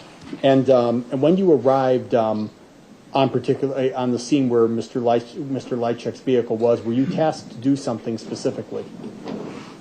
I assisted with the collection of evidence from the vehicle. My partner did most of the photography of it. Once evidence was collected and secured, I assisted in processing a couple of items that were recovered. Do you know whether there was a particular boot that belonged to Mr. Lychwick that was recovered from the vehicle? Yes, there was a heavier outside utility type boot. Type of boot, sir? Yes. Okay. And did you do anything specifically with reference to this boot? Yes, I observed that there was kind of a reddish stain on the boot, so we collected a couple swabs of it in case it was possibly blood for further analysis. And you used the word swab. Can you elaborate on that a little bit? What do you mean by swab? For swabs, we have, they're sterile swabs. They're basically like a large Q-tip. They come in a package of 2. It's sterile from there. We remove it. We swab the item with like a wipe or 2, kind of like we're wiping it down, and then secure it into a sterile packaging for a cardboard box in order to maintain the integrity of any possible like DNA evidence from it. And did you swab specific areas on this boot? Yes, the areas of the reddish substance. And just to remind the jury again, which areas did you observe the red substance on? It was on the bottom of it and a little bit on the side of the boot. Based on your training and experience, is that red substance consistent with that of being human blood? At the time, I did not know if it was suspected blood. I would not be able to say for sure at the time if it was 100% human blood or not. It just was a suspicious reddish substance at the time. And what happened to the swabs that you actually executed with respect to this item? What happened after you finished with them? I packaged them and sealed them, and I believe my partner would have taken them down to the crime lab at some point. And who was your partner at this point, sir? Specialist Andrew Schmidt. And did you collect a total of 4 sets of swabs as it relates to this boot? Yes. When you were assisting with the search of Mr. Lychwick's vehicle, were you made aware of any firearms that were inside the vehicle? Yes, there was one firearm located. And do you know where this firearm was located? I believe it was located in the trunk. And when you were on scene, were you asked to also swab this particular firearm? I did not swab the firearm on scene. We collected the firearms and all the rest of the evidence. Once we got it back into our processing area, then that's where I swabbed the scene as we could maintain it in as sterile of an environment as possible for processing. So basically the reason why you did not swab that firearm on scene was the environment was not appropriate. Yes, correct. It was outdoor in our pole barn with numerous other items nearby. We wanted to keep it secured, isolated, so to prevent any sort of cross-contamination. Once we were able to finish that, we brought the items in so I could swab it in a more sterile environment to avoid any sort of contamination. And when you completed the swabs of both the boot and this firearm, were you wearing gloves? Yes. And why were you wearing gloves? To prevent any sort of contamination from either my DNA getting onto the item or, transferring DNA from other items. Is that a standard practice in your department? Correct. We handle items with gloves, and when we're going to do DNA, we set up the items, set up our area, put on a fresh pair of gloves that has not touched anything other than anything until we are ready to swab the items, at which point we grab the sterile swabs, process the firearm, secure everything, and then repackage it. So the pair of gloves has not touched any items belonging to the suspect, myself, or the PD. They are removed from the box, put on, process the firearm, and then items are secured. And the firearm that you located in Mr. Lychwick's vehicle, was it a silver Luger P-08? Yes. And in terms of the area that you swabbed this firearm, which areas did you swab specifically on this firearm? I swabbed the grip area of the firearm, I swabbed the slide of the firearm, and then the trigger area of the firearm. And why did you swab those particular areas of the weapon, sir? Just from firearm handling, I know those are the primary areas that somebody will manipulate, so I try to collect those 3 swabs to have the highest potential for locating a person's DNA on the firearm. So the reason why you swabbed those particular areas is because those are the commonly used areas. If an individual's DNA would be on the particular firearm, those would be the areas. Yes. Is that an appropriate clarification? Yes. Thank you. And do you know ultimately, sir, the swabs that you collected from this Luger firearm, what happened to them after you finished with them? Again, my partner, Specialist Schmidt, took them down to the crime lab for testing. And do you know whether the crime lab is able to do a further analysis of these types of swabs when they receive it? Yes.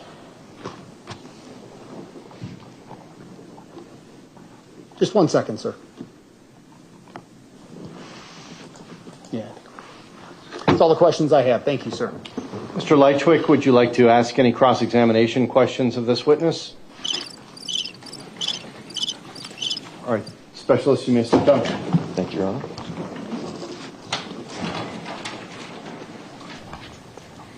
All right. Fair enough. Your Honor, our next witness would be Specialist Andy Schmidt. Okay.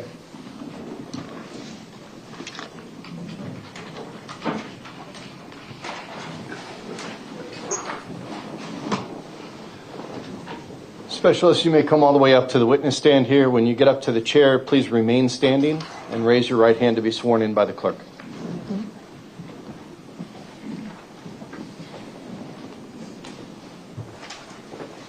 Do you swear that the testimony you're about to give in this matter before the court shall be the truth, the whole truth, and nothing but the truth, so help you God? I do. You may have a seat. Get yourself positioned by the microphone there, and when you are ready, start by stating your name, spelling your first and last for the record. Yes, Your Honor. My name is Andrew Schmidt. Last name is spelled S-C-H-M-I-D-T. And your first? Andrew, A-N-D-R-E-W. Thank you. May I proceed, Your Honor? Go ahead. Thank you. Specialist Smith, where are you employed, sir? City Waukesha Police Department. And how long have you been in law enforcement? I'm in my 21st year. And as a specialist, are you assigned to a specific area, or can you just tell the jury a little bit more? What does it mean that you're in fact a specialist? I work in our evidence and forensics unit, which is a promotional position from the patrol position. And sir, directing your attention to November 8th of 2024, on that particular day, do you recall transporting some items to the crime lab for analysis? I do. Okay. And can you just tell the jury a little bit more? So what is the process by which items that are seized are brought to the crime lab for further analysis? It depends on the type of case that we're investigating. The crime lab has certain limits to what can be submitted, or they have limits on how many items can be submitted depending on the, area of study that you want the crime lab to analyze. For example, DNA initially will usually only take 10 items, sometimes less, sometimes more, depending on the approval process that you have to go to. And so when an item is submitted to a crime lab for further analysis, is what is sent to the lab memorialized in some manner? Yes, they have us write up a transmittal, which describes the item, the property number that is associated with the item that we're taking down there, as well as information on the case as well. Okay. And so are you familiar with these transmittal forms, meaning if I was to show you that here today in court, would you recognize it, sir? Yes. Okay. Madam Clerk, at this point, I would ask that we show the witness what has been previously marked as State's Exhibit 109.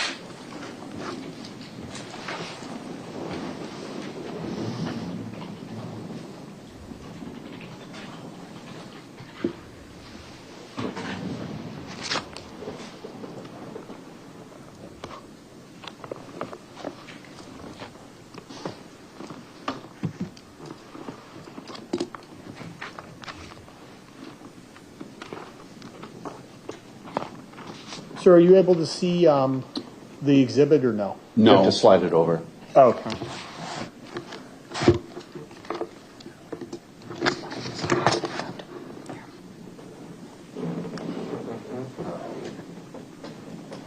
Oh, there it is. Okay. All right. Now are you able to see it, sir? Yes. Okay. And sir, is this the normal routine form that would contain what you submitted to the crime lab, sir? Yes. Okay. And that fairly and accurately depicts the form that you would normally submit to the crime lab? Yes. Okay. And that's what you submitted on this particular day, is that right, sir? That's correct. Okay. Your Honor, I now move the exhibit into evidence and ask that it be received. Mr. Lychwick, any objection to Exhibit 109 being received? It will be received. Okay. I Now, almost missed that one.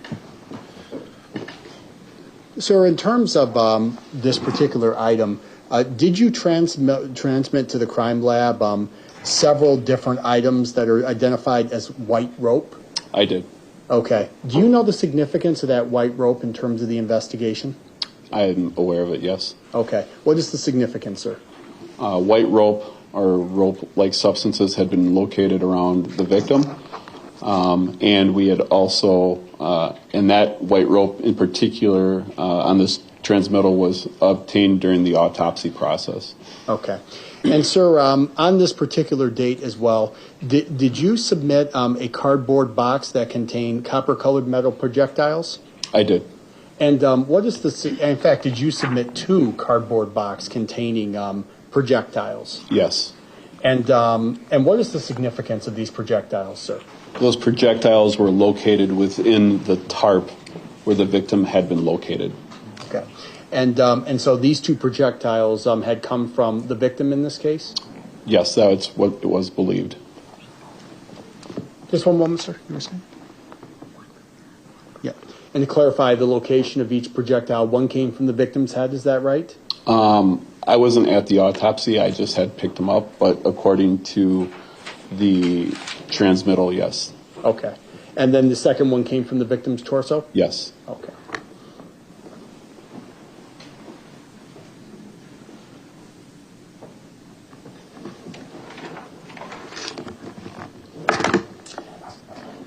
Specialist Smith, directing your attention now to December 2nd of 2024. Were you involved in the search of the defendant, Mr. Lychwick's vehicle on that particular day? Yes, I was. And in his particular vehicle was a Kia, is that right? That's correct. Would it be fair to say that the Kia was a gray-colored vehicle in nature? Yes. And in terms of the search of the vehicle, where specifically did this vehicle search take place? The vehicle search took place in the Waukesha Police Department's pole barn. Okay. And was the vehicle actually transported there from the site of a traffic stop?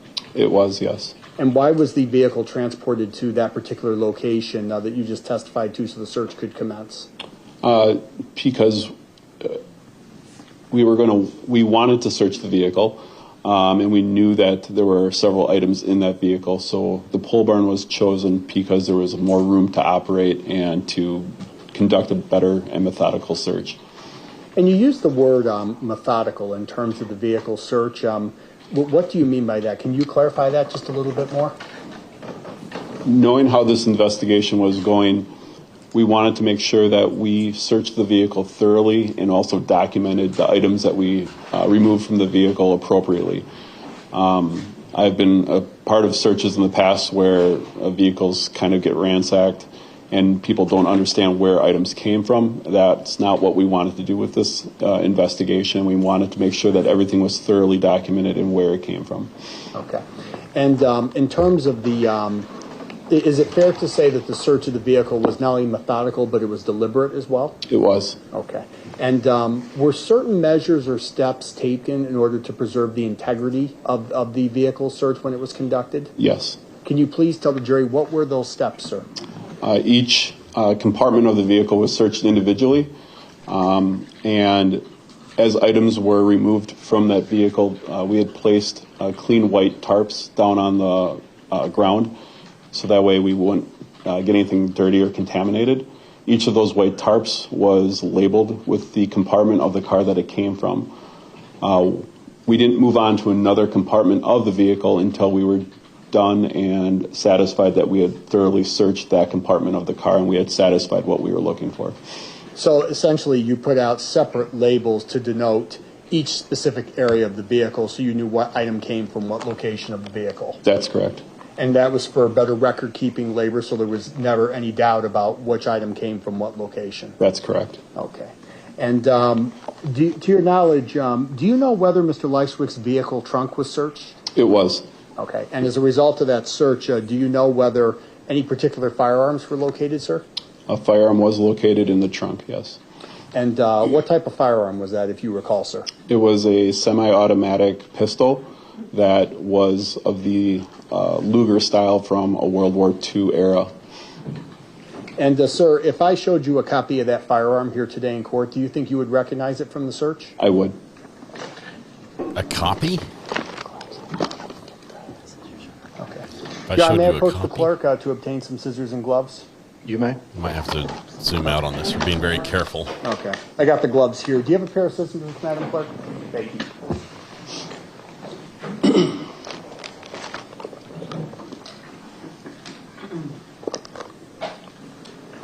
This has been previously marked as State's Exhibit number 157.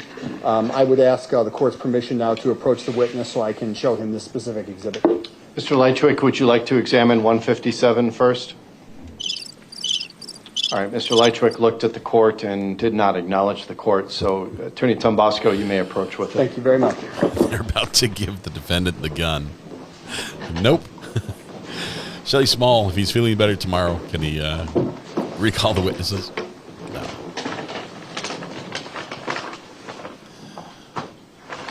And, Your Honor, just so the record is clear, I've also supplied this witness with a pair of scissors from your clerk as well as a set of black gloves as well. Detective, do you recognize that exhibit? Yes, this is the gun box that the firearm that we had seized from Mr. Lychwick's vehicle was collected in. And you are aware which type of firearm is located within that particular glove box? I am. And there is something taped to the package of that exhibit. Is that right, sir? That is correct. What is that? The bullets that were included with the magazine originally and the 2 test-fired projectiles that came from the crime lab that were also packaged originally inside the box. And can you give us a little bit more? What exactly is a gun box, sir? A gun box is a standard cardboard box that we typically package firearms in. And is that box completely sealed, sir? It is. Okay. And that is indeed the firearm as you recall it when it was seized from Mr. Lychwick's vehicle? Yes. Your Honor, I move the exhibit into evidence and ask that it be received. Any objection to the exhibit 157, Mr. Lychwick? Mr. Lychwick is not responding. That will be received. Detective, I'm going to ask you with the court's permission in a few moments to actually break the seal on that particular gun, but is it completely sealed at this point, sir? It is. And why is that? So that way we don't have any cross-contamination issues later on. And is that firearm labeled in some manner? Yes, there is a bar-coded label on the front of it, as well as labels from the crime lab from where they processed and analyzed it. And before I actually ask you to break the seal, is that firearm been rendered safe, sir? It has. Okay. There's no ammunition in the weapon at this point? No. Okay. But are there some bullets that are on the exterior of that gun case as well? There are. Okay. And is that how you found that, or can you provide the jury with a little bit more information concerning that?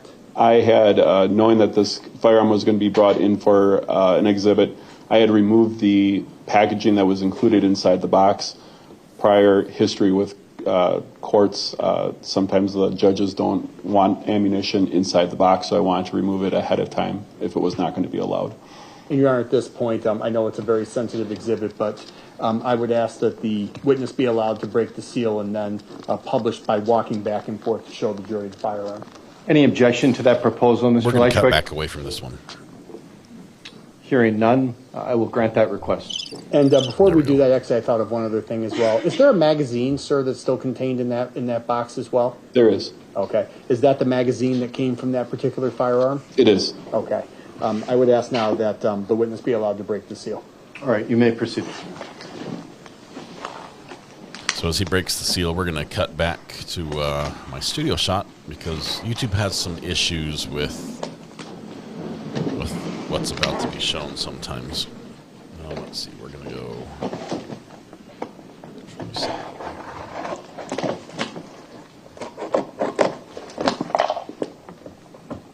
Improper use of scissors. Do give him a +1 for the black gloves. I think that's the black or purple should be used by witnesses all the time. Don't like the blue or the white.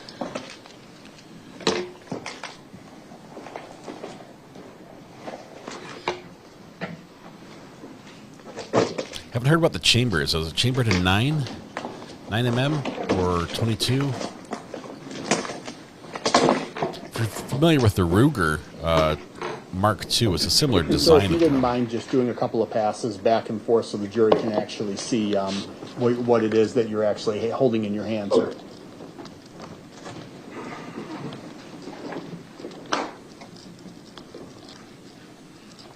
Okay, we're going to cut back to picture because it's being held appropriately. It's in a box, safe, rendered safe.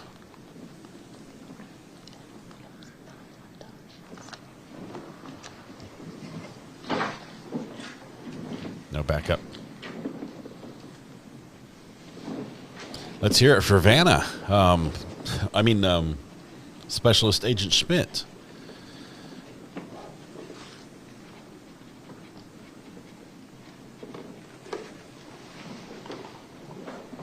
Yes. Show and tell is complete.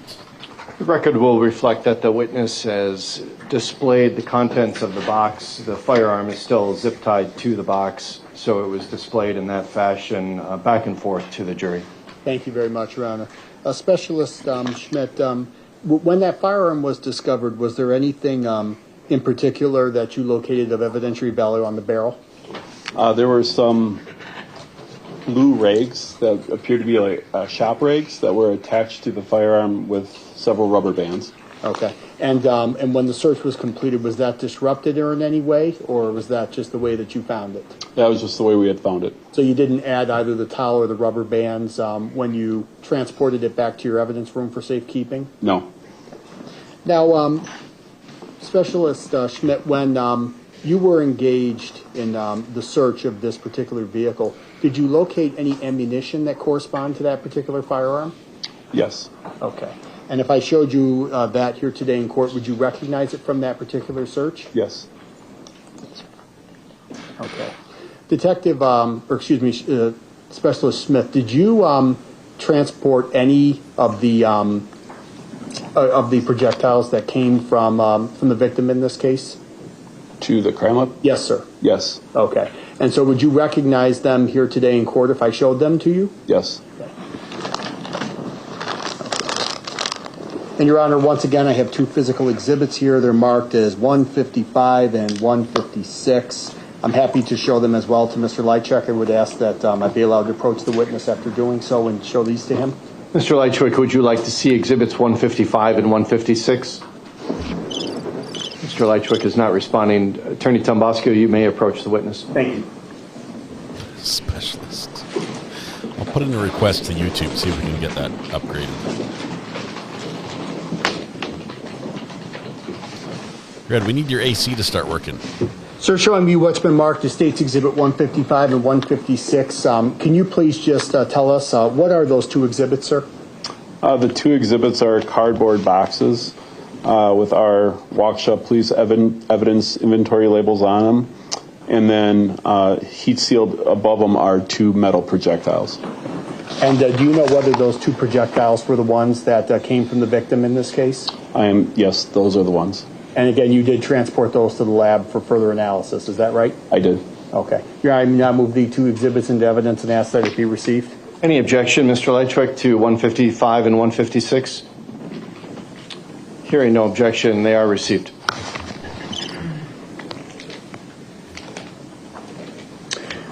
Thank you. Specialist Nelson, I asked you a few moments ago about some of the towels that were found on the Luger firearm. Do you recall that, sir? Yes. Okay. Why were those not disturbed when you located this firearm in the defendant's trunk? Given the circumstances of this investigation, it was decided to not disturb them or to try to remove them. Our expertise in firearms is pretty substantial. However, the crime lab has better quality control and they're able to better process those items more than what we're capable of. And sir, was there a point in time in this investigation where you made another run and brought additional items to the crime lab? I transported items 2 separate times to the crime lab, yes. Okay. And do you know whether one of those times involved buccal swabs that came from Mr. Lychwick himself? Yes.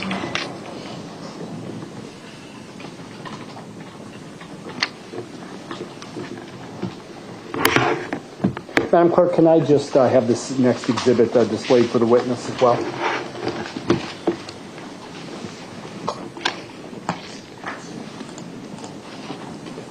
Sir, are you able to see this on your screen? Yes. Okay. And this has been marked as State's Exhibit number 108. Is that right, sir?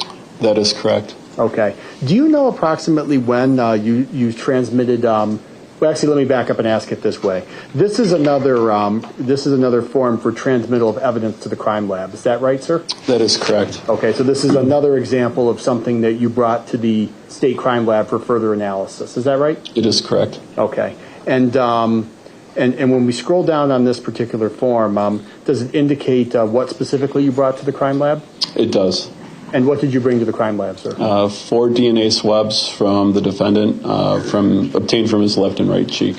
And do you know when these were brought to the crime lab, sir?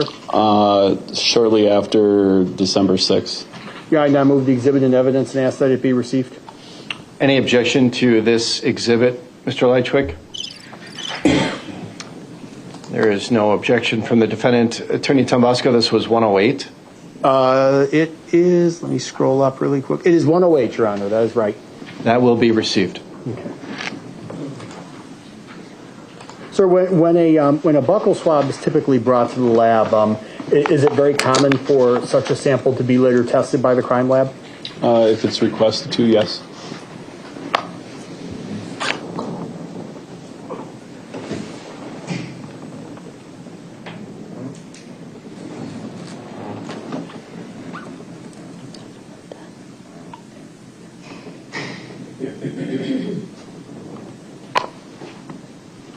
Sir, you mentioned just a few moments ago that you had made a third trip with items that were recovered to the crime lab. Do you recall that, sir? Yes. Do you recall when you made that trip, sir? I made a trip December 5th, I believe. Okay. And, sir, when you made that trip or before you made that trip, would you have also filled out a transmittal form for that particular trip as well? Yes, each trip to the crime lab requires its separate transmittal. Okay. And, sir, are you able to see a form that's, well, it's been marked now as State's Exhibit 110 on your screen? The exhibit number isn't there, but I do see the form. Yes. Okay. And, Your Honor, for the record, I would ask that this exhibit be referenced as State's Exhibit 110. There is no number on it, but that's what I would be requesting. I'm sorry. There was a pop and I missed. Sure. I would be asking that this be marked as State's Exhibit number 110. Sure, it will be. Just make sure that when it gets into the record, it has that appropriate sticker on it. Sure, absolutely, Your Honor. And sir, you are able to see this exhibit as well, is that right? Yes. Okay. Now, on this particular exhibit, does it indicate whether some particular swabs were sent to the crime lab? Yes. And specifically, does it indicate several swabs for DNA from several boots? Yes. Do you know whose boots these are that were swabbed? These were boots that were located in the defendant's vehicle. So these were Mr. Lychwick's boots? Yes. And in addition to that, does it also indicate whether a swab of a particular firearm was administered or submitted as well? Yes. And that was a Luger pistol? Yes. And that was the same Luger pistol that you found in the defendant's vehicle? Yes. Yeah, I now move the exhibit in evidence and ask that it be received. Any objection to the receipt of Exhibit 110, Mr. Lychwick? Hearing none, it will be received. Specialist, do you know whether the boots that were swabbed were seized by the police in this case? They were. We wouldn't swab them without seizing them. Okay. And if I showed you those here today in court, would you be able to recognize whether those were the boots that were actually seized? Yes. Okay. Your Honor, for the record, these have been marked as State's Exhibit 150 for the right and State's Exhibit number 150A for the left boot. Once again, I'm happy to show them to Mr. Lychwick if he would like. I'd be asking to approach the witness. Attorney Tombasco, you said 150 and 150A? Correct. 150 is for the right boot and 150A is for the left boot. Mr. Lychwick, would you like to examine those before they are presented to the witness? Mr. Lychwick doesn't respond, despite making eye contact with the court. You may proceed. Got my eye on you. Why don't we put him on as one exhibit?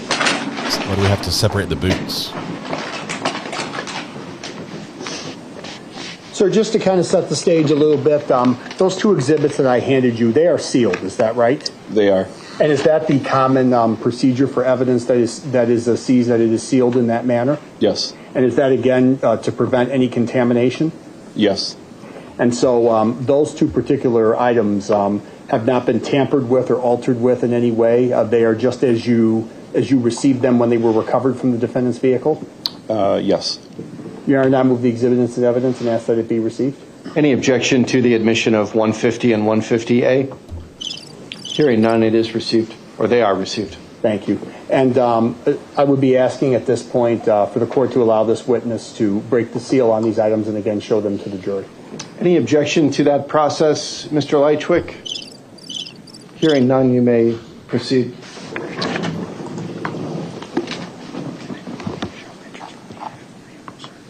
He can't make his own mistrial, so his refusal to participate has been very well documented by the judge, much like we saw with Judge Darrow in Darrell Brooks' Is there case. any particular order you want me to open them?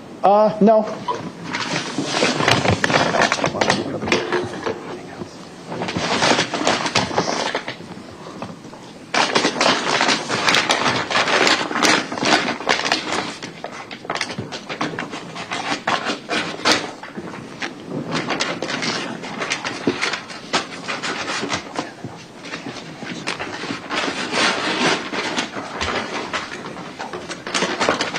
Whatever you do it quietly, sir.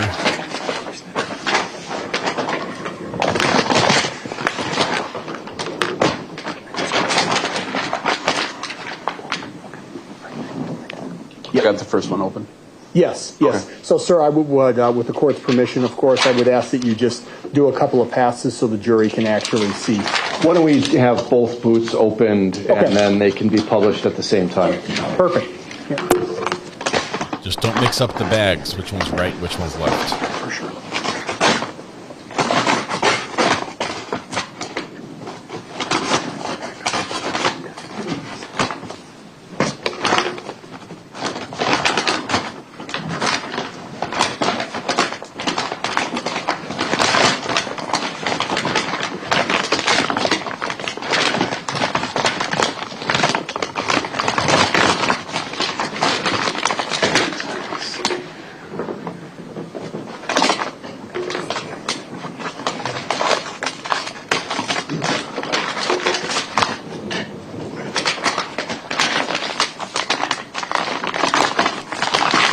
You want me to hold them up together? Or? Yes, please.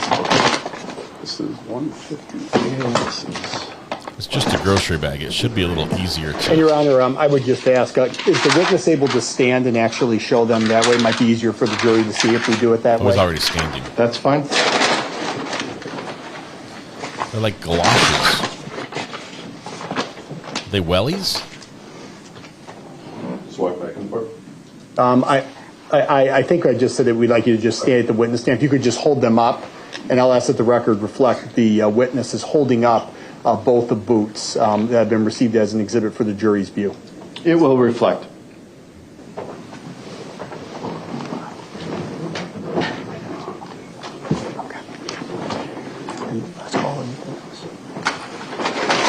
Thank you. I have no further questions, Your Honor. Thank you. All right.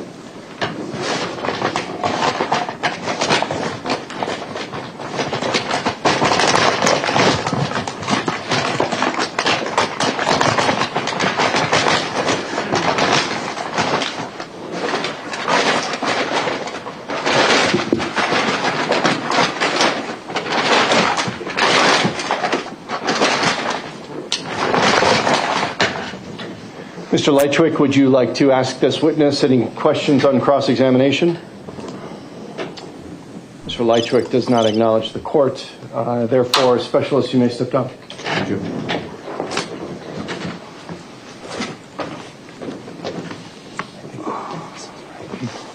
Do you want these items? You can, I'll tell you what, why don't you hand me the items except for the box? Okay. I'm going to have my deputy or one of the deputies take possession of the box for right now.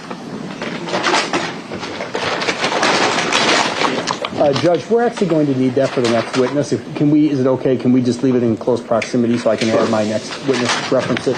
Thank you. Do you have another witness you want to call this afternoon? We do. We have Jessica Crawford, Your Honor. Okay. Okay, the court may call its next witness. Or, excuse me, the state may call its next witness. Yeah, we call Jessica Crawford, Your Honor. Jessica Crawford up next. Might be the last witness of the day. It's 5:22 my time, so it's about 4:30, 4:22 their time. Exactly.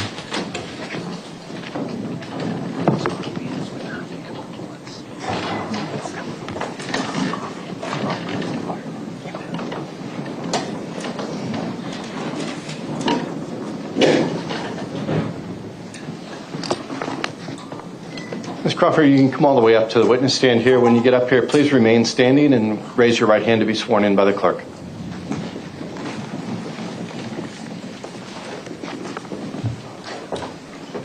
Do you swear that the testimony you're about to give in this matter before the court shall be the truth, the whole truth, and nothing but the truth, so help you God? I do. You may have a seat. When you get yourself positioned by the microphone right there, start by stating your name, spelling your first and last for the record. My name is Jessica Crawford, Jessica Crawford. You may proceed. Thank you. And good afternoon, Ms. Crawford. Can you please tell the jury how you're employed? I am a firearms and toolmark examiner with the Wisconsin State Crime Lab, Milwaukee Laboratory. And specifically, are you employed within the Division of Forensic Science? Yes, that's correct. And that's Forensic Sciences, right? Plural? Correct. Okay. And your official title is Firearms and Tool Marks Examiner, is that right? That is correct. Okay. And how long have you held your current position, ma'am? Approximately 10 years. And do you have any specific education that qualifies you to hold your current position? I have a Bachelor's of Science from Fort Hays State University. And have you completed any specialized training or experience that qualifies you to hold your current position, ma'am? Yes, I have completed the Firearm and Toolmark Examiner training program that is provided by the Wisconsin State Crime Lab. And as a part of your career, do you participate in any continuing education and or training requirements? I do. And does this allow you to remain current on topics in your field? It does, yes. Yep. Can you give the jury just a sample? What sort of continuing education or training do you participate in? So we receive what we call proficiency tests. We receive a few of those each year that test us on the different disciplines in which we work. These are provided to us by a third-party organization and given to us in the form of a black box study. So essentially, we don't know the results. We do the work as casework, and then we return the results to the organization, and they provide us with results after the fact to ensure that we are staying competent on the work that we provide. And throughout your career, have you ever been asked to present at conferences regarding topics in your field? Yes. And can you give the jury a sample? What topics have you presented on? I present on evidence handling. I have presented on firearm and tool mark examination, and I have presented on Daubert hearings, which is a motion throughout the courts. And have you testified in court before, ma'am? I have, yes. How many times have you testified? About 120 times. Whoa. And that's a lot. Ms. Crawford, are you familiar with a concept that's known as firearms identification? Yes. Can you please just tell the jury, what is firearms identification? With firearms identification, we are looking at firearms and firearm-related evidence like fired cartridge cases and fired bullets or projectiles. And we are comparing the fired bullets and projectiles to the firearm or to each other. And as part of the 120 times that you've testified in court, have you ever testified regarding firearms identification? Exclusively. Okay. So the 120 times you've testified have all been related to firearms identification? Yes. Okay.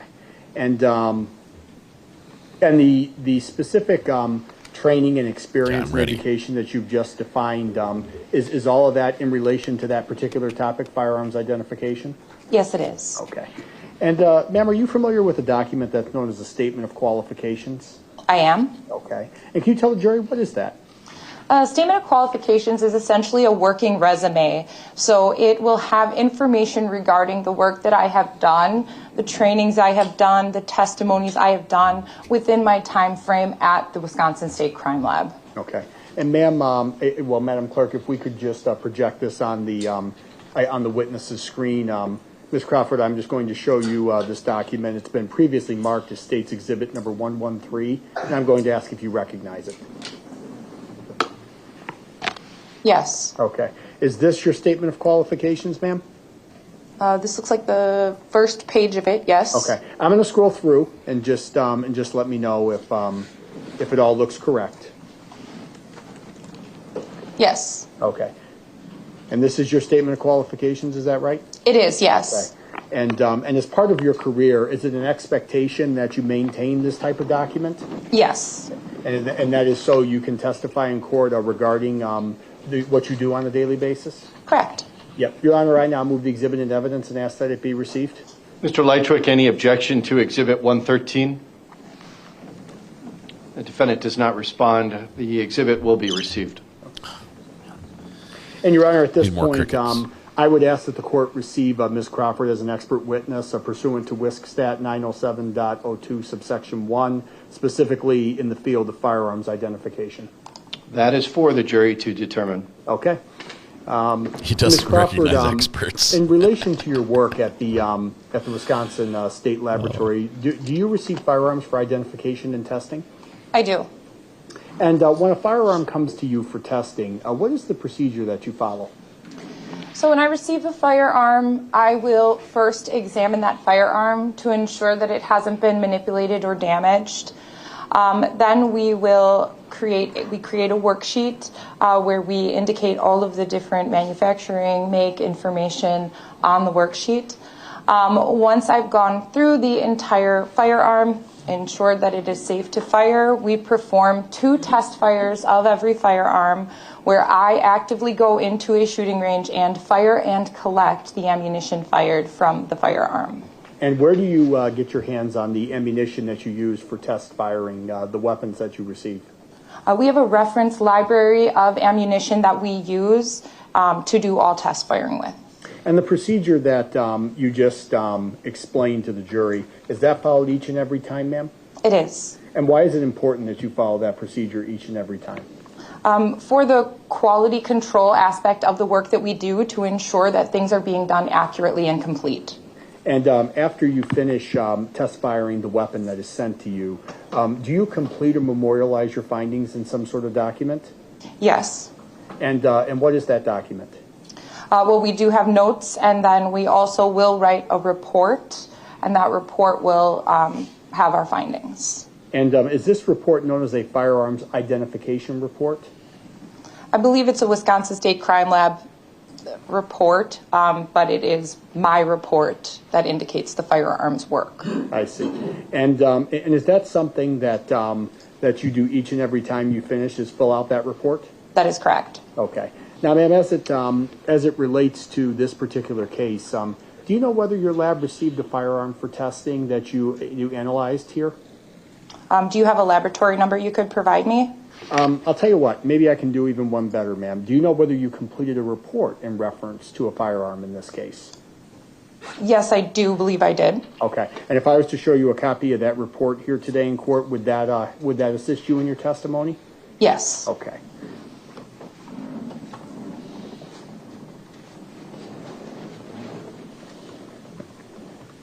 Ma'am, are you able to see what's now been projected on your screen? I can, yes. Okay. And this is marked as State's Exhibit number 114, is that right? Yes. Okay. Now, ma'am, just scrolling up, is that your name that's located at the top of this report? That is my name, yes. Okay. And so what is the when you analyze a weapon, is that the routine practice that you affix your name and your signature to this report? That's correct. Okay. And so does this assist you in terms of evaluating which firearm you analyzed in this particular case? That's correct. Okay. And again, this is your regular practice, is to complete reports such as this in the scope of your employment? It is. Yeah, I ask the record that we receive the exhibit in for evidence. Any objection to Exhibit 114, Mr. Lychwick? Hearing no objection, the court will receive Exhibit 114. And, Your Honor, I would ask that we publish to the jury. Any objection to the publication, Mr. Lychwick? All right, it will be published. Got a lot of crickets. So, ma'am, I'd like to start with the first section of this report. Do you see that there's an indication that says item AD1? Yes. Okay. And item AD1, is this the 9 firearm millimeter. that you received in your laboratory for testing? Yes. Okay. Serial And, number 4710. and what type of weapon Wow, is that's this? old. This is a Germany Mauser, a model Luger 42 or 1939, 9mm caliber semi-automatic pistol. Okay. And then there's also something on this one that says with six landing grooves, right and twist, rifle barrel. Do you see that? Yes. What does that mean? The 6 lands and grooves and right-hand twist rifled barrel would indicate the characteristics of the interior of the barrel of this firearm. And when you receive a weapon at your particular lab, are there some sort of stickers that are noted on it when it receives? Yes. Okay. Your Honor, I believe that there's the firearm should be close by. If I could just use that with the witness, please. Sure. The witness can use the gun box right there, which is identified as Exhibit 157. Okay. Thank you very much. Ms. Crawford, do you have exhibit number 157 in front of you? I do. Okay. And is that, are there stickers on that came from your lab? Yes. Okay. Ms. Crawford, the previous witness has testified that the firearm has been rendered safe, too. You may proceed. Thank you very much. So now, moving down, there's a section that says item AD2. Can you just explain that for the jury? AD2 is a magazine that has 7 unfired 9mm caliber cartridges with it. And is this an item that you would have received in your laboratory for testing? Correct. Okay, so you received, at the time that this Luger firearm was sent to you, also included with the submission was a magazine and then some unfired 9mm cartridges, correct? Correct. Okay. And then continuing to move down, there's an item I and an item J. Do you see that as well? Yes, I do. Can you please explain what is item I and what is item J? Item I is 1 fired 9mm caliber full metal jacket bullet with 6 lands and grooves and a right hand twist. Item J is also 1 fired 9mm caliber full metal jacket bullet with 6 lands and grooves and a right hand twist impression. So these items I and item J, these are also items that were submitted to you for testing as well? Yes. And Your Honor, I believe these items have also been previously received. If we could just show those to the witness as well. They should be right there for the witness as well. Those are... Oh, those were part of 157, correct? Yes. They're on the box. Item J here.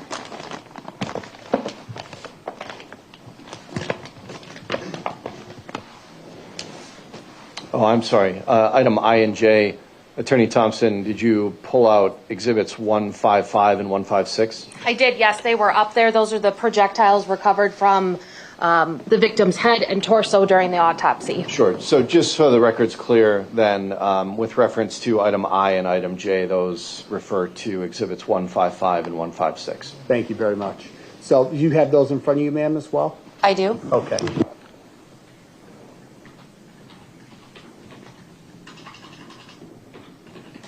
Okay. Ma'am, with respect to all 3 of those items, are there yellow stickers indicated on each item? There are, yes. Okay. Can you explain that a little bit more? So the yellow barcode sticker is something that's applied to each piece of evidence as it's received from law enforcement to the crime lab. It provides a laboratory case number and a laboratory item designation, and the barcode allows us to track and follow the chain of custody throughout the laboratory as the item is worked. Okay. And again, moving down the report, if I could, please, you had testified earlier that you test fired this particular weapon, this Luger firearm that you received. Is that right? That is correct. And when you test fired this particular weapon, did you find there to be any malfunctions regarding it? I did not. Okay. So the weapon was capable of recycling a bullet through it. Is that right? Yes, it did function. Okay. I'm just going to take the exhibit down for 1 second here, ma'am.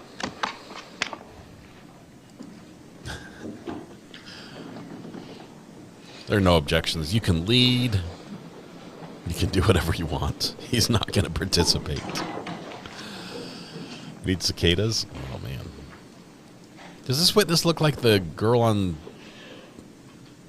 Game of Thrones? Actually, or Madam whatever? Clerk, can we bring the exhibit back up for the witness at this point? Just for the witness? Yes, please. I guess it's just the hair.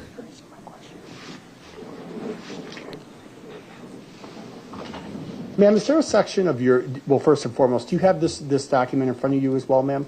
I do. Okay. Do you see a section in this report that's called microscopic comparison conclusion? Yes, I do see. I just see the title at this time. Okay. Can you explain what that is? So microscopic comparison is going to be a comparison of the class and individual characteristics of a fired piece of evidence. So say we would take these test-fired cartridge cases and bullets, we would then do a microscopic comparison to fired evidence like cartridge cases or bullets that were received to compare the markings that are left over on those bullets and cartridge cases from the firing process that are imparted from the firearm onto those pieces of evidence. We use what's called a comparison microscope, and we compare them by using two stages or two microscopes that are connected by one optical bridge. And I look at both objects simultaneously, comparing the microscopic striations and impressions to each other in order to come to a conclusion. This is the disputed science. That out just a little bit more. Actually, before I do that, Your Honor, we've now switched computers. Can we just now, once again, place this back on the screen for the jury? I just didn't want the jury to see my questions. Oh, for the jury? Yes, Sure. Yes, please. Yep. So Exhibit 114 will again be displayed to the jury. I can see how I think it may be possible to prove that this science is not as accurate as they say it is. And I say that having never tried to do that. So, ma'am, you were just testifying about this, the section microscopic comparison conclusions. Is that right? That's correct. Okay. And when you're performing a comparison on what is listed as item I and item J, is that right in there? That is correct. Okay. So what you're doing then is you're performing a comparison between what you received, which is item I and item J, with the bullets or the projectiles that you have in your laboratory. Is that right? Correct. The ones that I fired through the firearm compared. Okay. And when a firearm is recycled through a particular weapon, in this case, a 1939 Luger, does the cartridge have any specific markings or something that would indicate it came from that particular weapon?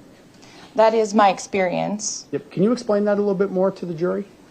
So during the manufacturing process, when a firearm is being made, it's being made with tools. As those tools are forging those different parts, those tools are changing in themselves. So I like to think of it like a piece of chalk. So say you have a fresh piece of chalk and you take it and you score it on the ground. When you look at that end, you're going to see some striations, you're going to see some impressions from the ground that you just rubbed it against. Now, if you were to take it and do it again, you may still see some of those striations and impressions from that first time, but there may be some subtle or different changes that are happening during each time that you're marking that piece of chalk. So the tools that are used in the manufacturing process are similar in the sense that as they wear through each item that they're making, they also have slight changes.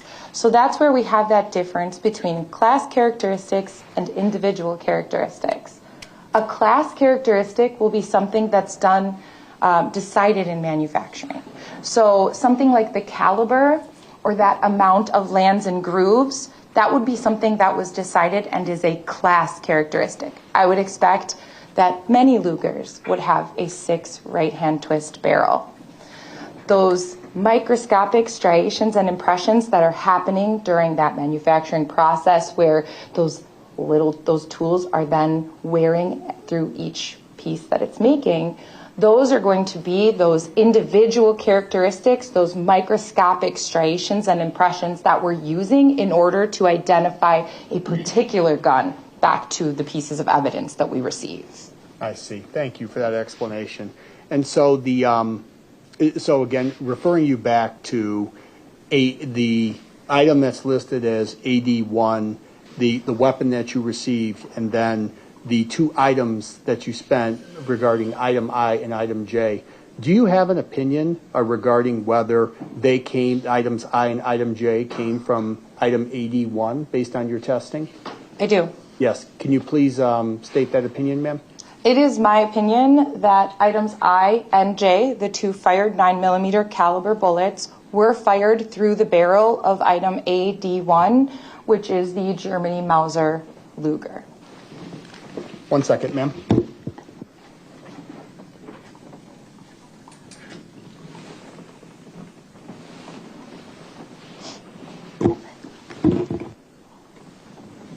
Ma'am, when you look at all of these items, do they all have the appropriate crime lab designation? The barcode sticker? Yes. Yes, they did. Okay. And in terms of the item I and item J that you just testified to, is that opinion made to a reasonable degree of professional certainty? It is, yes. And what specifically would you point to informing that opinion? I'm sorry, can you rephrase that? Sure. What specifically, you've just testified that it's your conclusion that item I and item J were recycled through item AD1. Is that right? Yes, I did. Okay. And what do you rely on specifically informing that opinion? So that opinion is based off of my training and experience as a firearms and toolmark examiner. Okay. Is there anything in particular that you would point to on those particular items, any striations or something that would be in support of that? So during my examination, I do find areas of identification that assist me in being able to make the identification to the barrel. And that is just going to be areas of those striations within the lands and grooves that I was able to make identifications to. Do items I and items J bear specific marks on them that are similar to the ammunition that you test fired, that are similar in nature?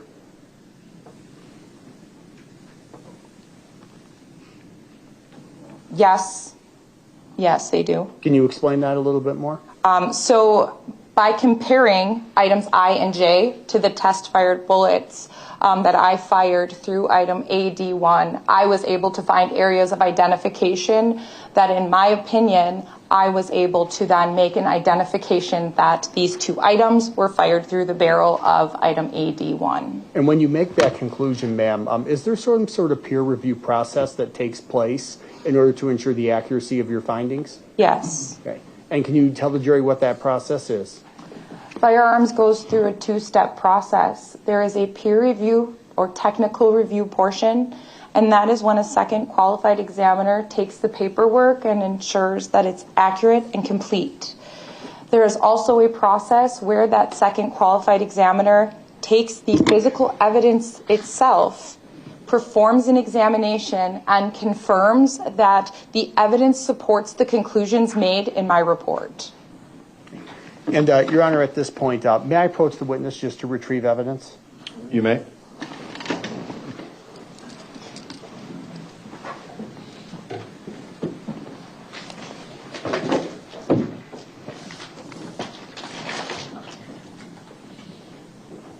I think her science is more effective with older guns where the manufacturing process had So, ma'am, more just to be variance. clear, I'm holding in my hand States Exhibit 155 and States Exhibit 156.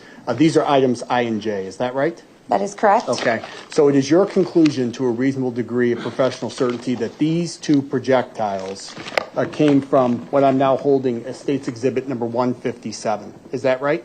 That is correct. And that is item AD1, as noted on your lab report. Is that right? That is correct. I have nothing further. Thank you. Mr. Lychwick, any cross-examination for this witness? The defendant does not respond. Ms. Crawford, you may step down. Thank you. All right, ladies and gentlemen, we are at 4:46. We've had another full, productive day. I appreciate your attention and patience throughout the day. We are going to break for this evening. I want to remind you that you have not heard all of the evidence in this case. You have not heard any of the instructions that I am going to give you, so it is not ready for your deliberations yet. As you go home tonight, take a break, get some rest. Don't talk about the case to anyone, including loved ones. Don't talk about it to your fellow jurors as you're leaving the courtroom. You are not able to deliberate until I allow you to, when the evidence is finished and the arguments are finished. So we will break until tomorrow morning. We're going to resume again at 8:30 tomorrow morning. But again, I think we're doing very well on time. So you can feel comfortable that we will be able to finish in a timely fashion here. All right, we will see you tomorrow at 8:30. All right. Let's see if the defendant wants to pontificate just a little bit before he gets shuttled back to his accommodations.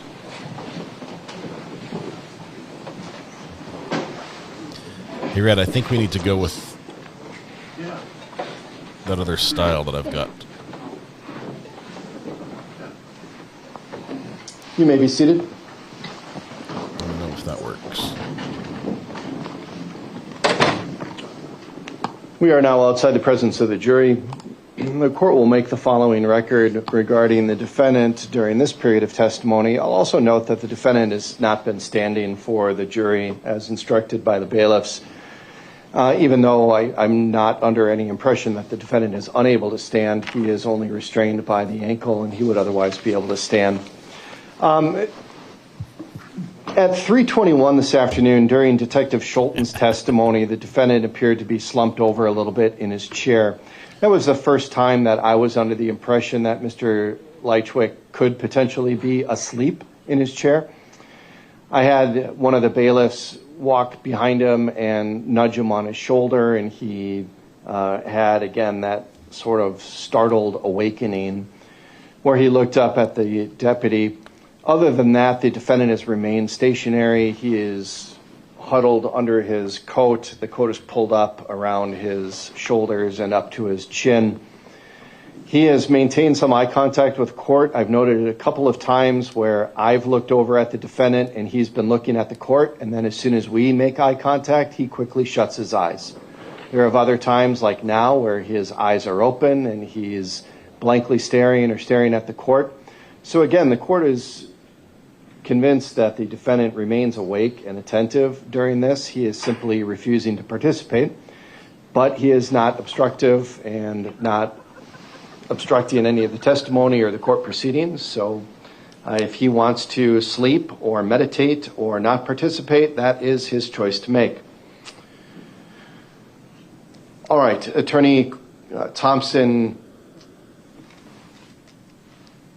how are we doing on time and scheduling?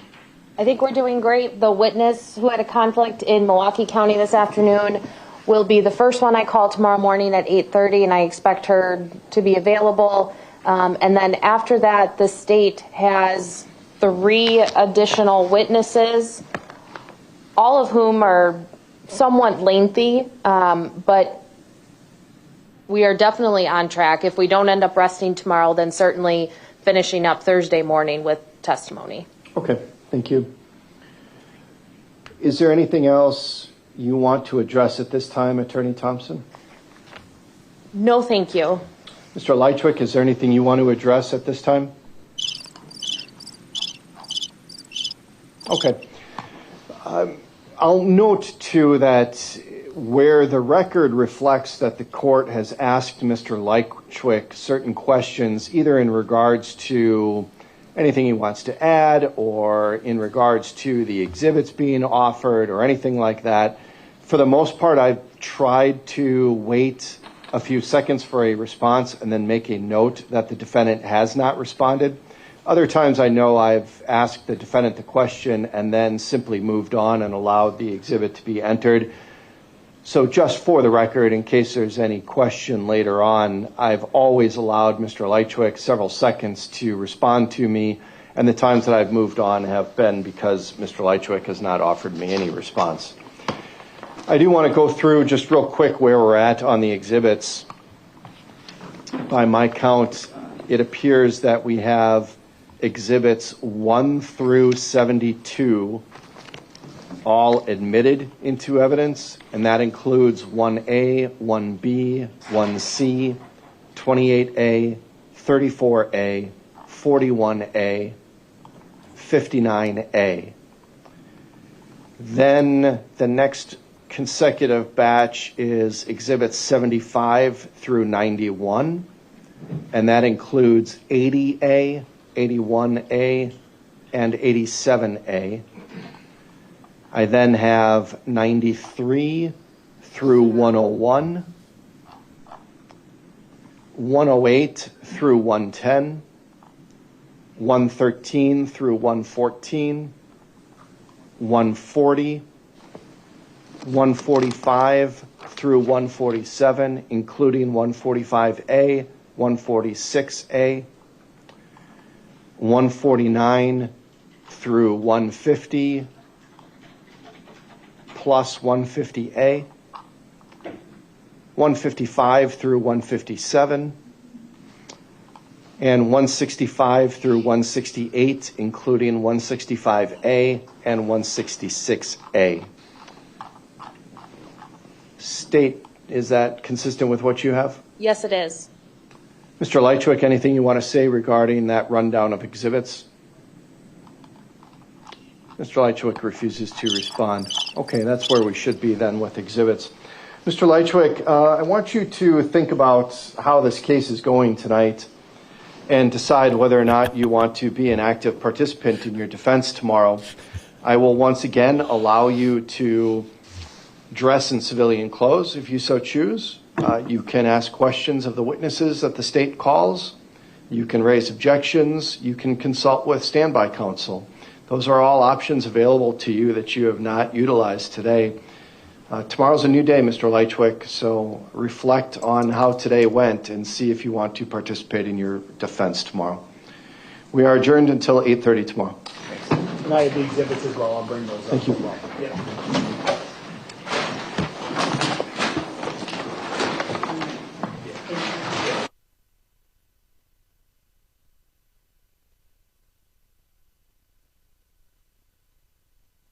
All right, we have Leanne on the phone. Leanne, are you there? Can you hear me now? I can. Awesome. We can hear Much you now better. too. Thank you. Leanne, Good. did you get to court today? I did. I was just walking out, actually. What a day. I was going to tell you all about, ask you all about what the defendant said and, what you thought about it, but there wasn't a lot there to report on. What did you get to see today? Well, I did see him at one point before the judge saw him. He was it looked like his head was falling down, like he actually did fall asleep, because I think he's so relaxed because he's got that green, huge jacket on that they brought him. He's sweating like a pig in there. That's... Oh, and it's not that cold in there. I just think because he's not moving, he's gotten cold. He didn't look around. When they brought out the gun, he perked up a little bit, looked at the exhibit. I'm sorry. Go ahead. He's just not. He's checked out. He's gone. Yeah. Well, but I can tell you about the jury. Yeah. So, watching the jury was like watching a tennis match. Nobody had their eyes on the defendant. It was like he wasn't even there. They were more listening to the state, listening to the witness, listening to each question, very attentive. I did notice one juror that kind of was like checking out when he got bored, but other than that, it was great. It's a unique case, and the similarities between our other Waukesha case, I mean the big one we started out with Darrell Brooks, are striking. Yeah. What's in the water up there, Leanne? I don't know. I wish I knew. Not really. It just whew, some men just kind of think it's best just to solve an issue with driving over people or shooting them instead of sitting down talking about it or walking away. Yeah. Tell me this. Tell me a little bit about the jury.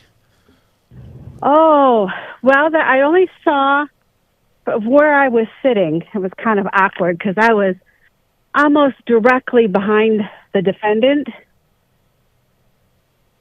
Mm-hmm. So it's about even as far as men and women go.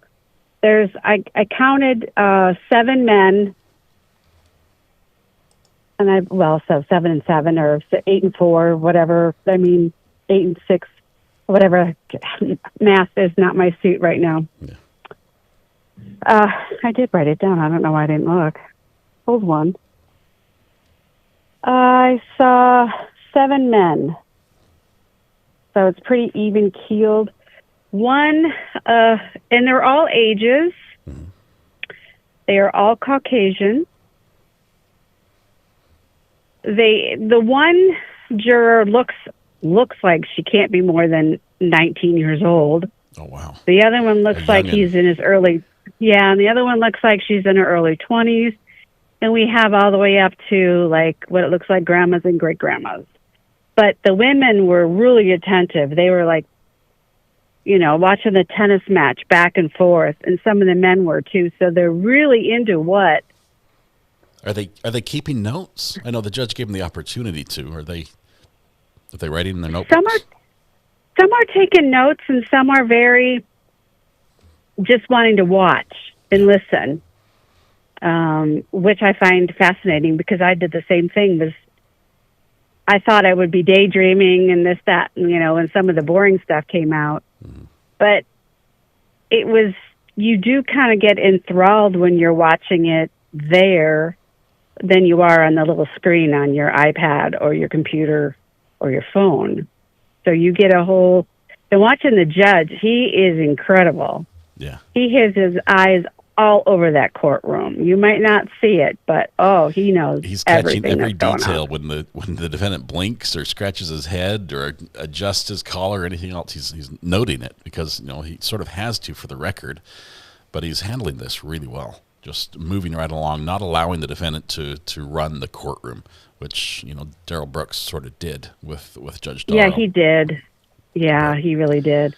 But yeah, he's really on the spot. The deputies were really great. His standby attorney was behind him. Mm-hmm. I don't think he really was paying too much attention because he had headphones in and I could hear him. It was loud enough that he was listening to some sort of music. The standby attorney is listening to music? Yeah, he was listening to. Yeah, something soothing. I'm thinking like Beethoven. No. I don't. Yeah, I couldn't make out what it was, but it was definitely loud. He's collecting a paycheck, right? He's getting paid to be there. That's a billable rate, and he's doing nothing. I mean, he's going to be able to bill for this trial and have not said a word to the defendant from the point he got fired on. But right, wow. I think he's listening to Metallica, the Justice for All album. I think you're right, Regina. Oh, I'm sure. That's probably the one. So today we had some interesting evidence, right? We had some things came out with the Google searches. Well, not the Google searches yet. I think we've got the hit list with the victim's name on. That came out. We've got the rope that matches the rope that was found with the body. We now have the bullets at the scene in the victim that were matched to the gun found in the defendant's trunk. It's starting to come together. This is starting to. I mean, it is, and when it does. Yeah, I just don't. Do we even know why he shot Mr. Maldonado? No, Project Slop Shot or something like that. I don't know what he called it. Was it slap shot? I don't know. I think he had something going on in his head. I know the courts ruled him mentally fit, but something's not right up there. I mean, the guy's I don't know. He had the victim's name on a hit list in his apartment, and he says he didn't even know who the guy was. So we already know he's lied to us, and yeah. Yeah, I was kind of wanting to know what they found in the storage unit, but they didn't really get into what they found in the storage unit. It sounds like he cleaned it out. Like when they went there, it was all cleared out. There was nothing left. Yeah, but there was really not a whole lot that he put into his car, and they didn't go into what they found. Yeah.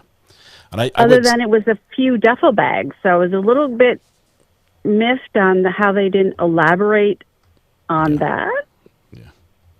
I don't know. Maybe we'll find out a little bit more, and maybe the closing by the state is going to put some of those pieces together that we sort of glazed over. I admit that it was hard to listen at times because we're just plowing ahead. And why do we go into such detail about the phones and how they work? And this is not the 1990s. We understand cell phone technology now. Most of us have one or have used one or seen somebody use it and know how they work. And instead talking about, how they're two-way radios and they have frequencies. I'm like, oh my goodness. I love that stuff. I'm a ham radio operator. I love it. But that's too much for a court. Right. And I can tell you that's when some of the jurors were like checking out because they were like, don't care. Doesn't matter. What really got their attention, was more of the bullets, the guns, and the lady who talked about the striations and the microscopic thing. Yeah, they were jury A+.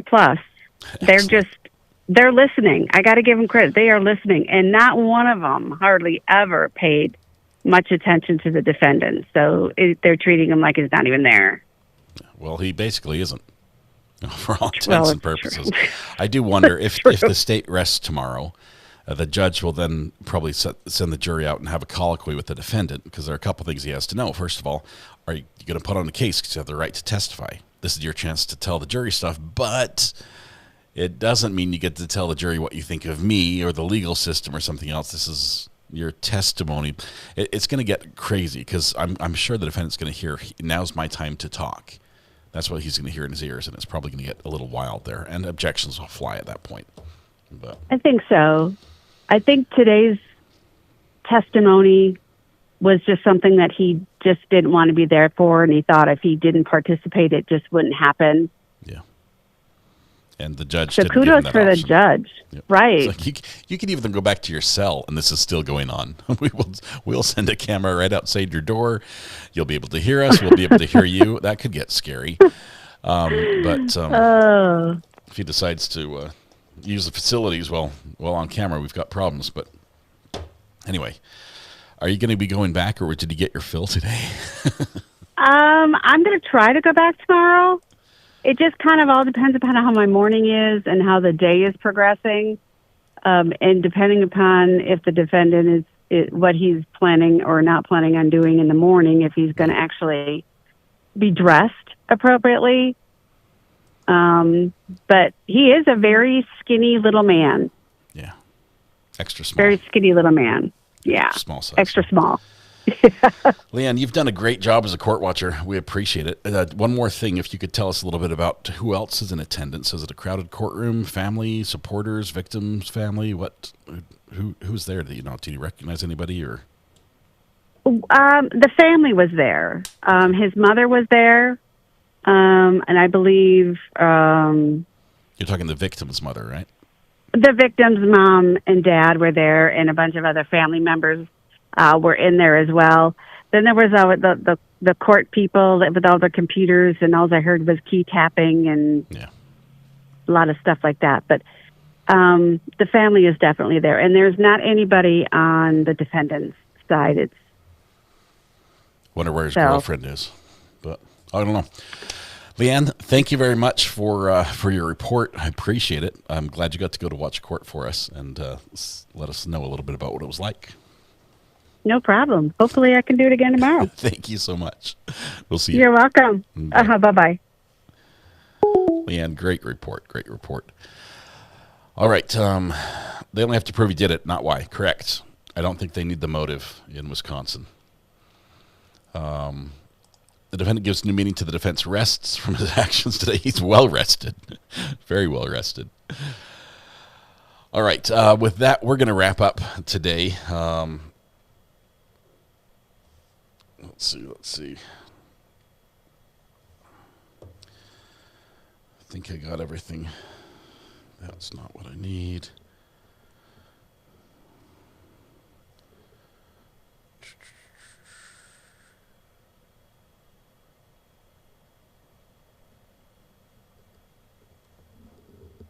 All right. Let's just play the music. Let's wrap it up. Mrs. R.A. is back from the beach. She's all exhausted.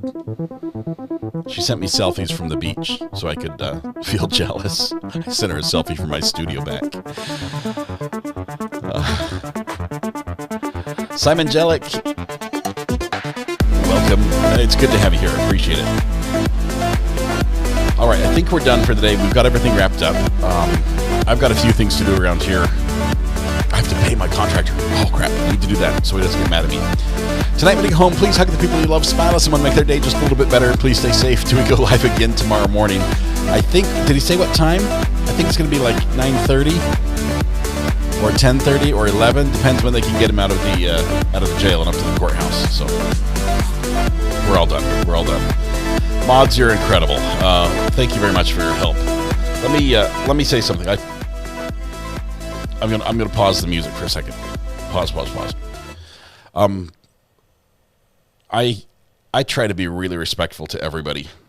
Okay, I try to be really respectful for everybody here. But let me make one thing perfectly clear. This is not the government. I have total say over what gets said here and by who. It's a responsibility that rests on my shoulders as the creator, the content creator. If something gets said in chat, I can be held responsible for it if I allow it. I have total say. This is not a democracy. This is not it's more of a dictatorship. That's so just so you know, this is my show.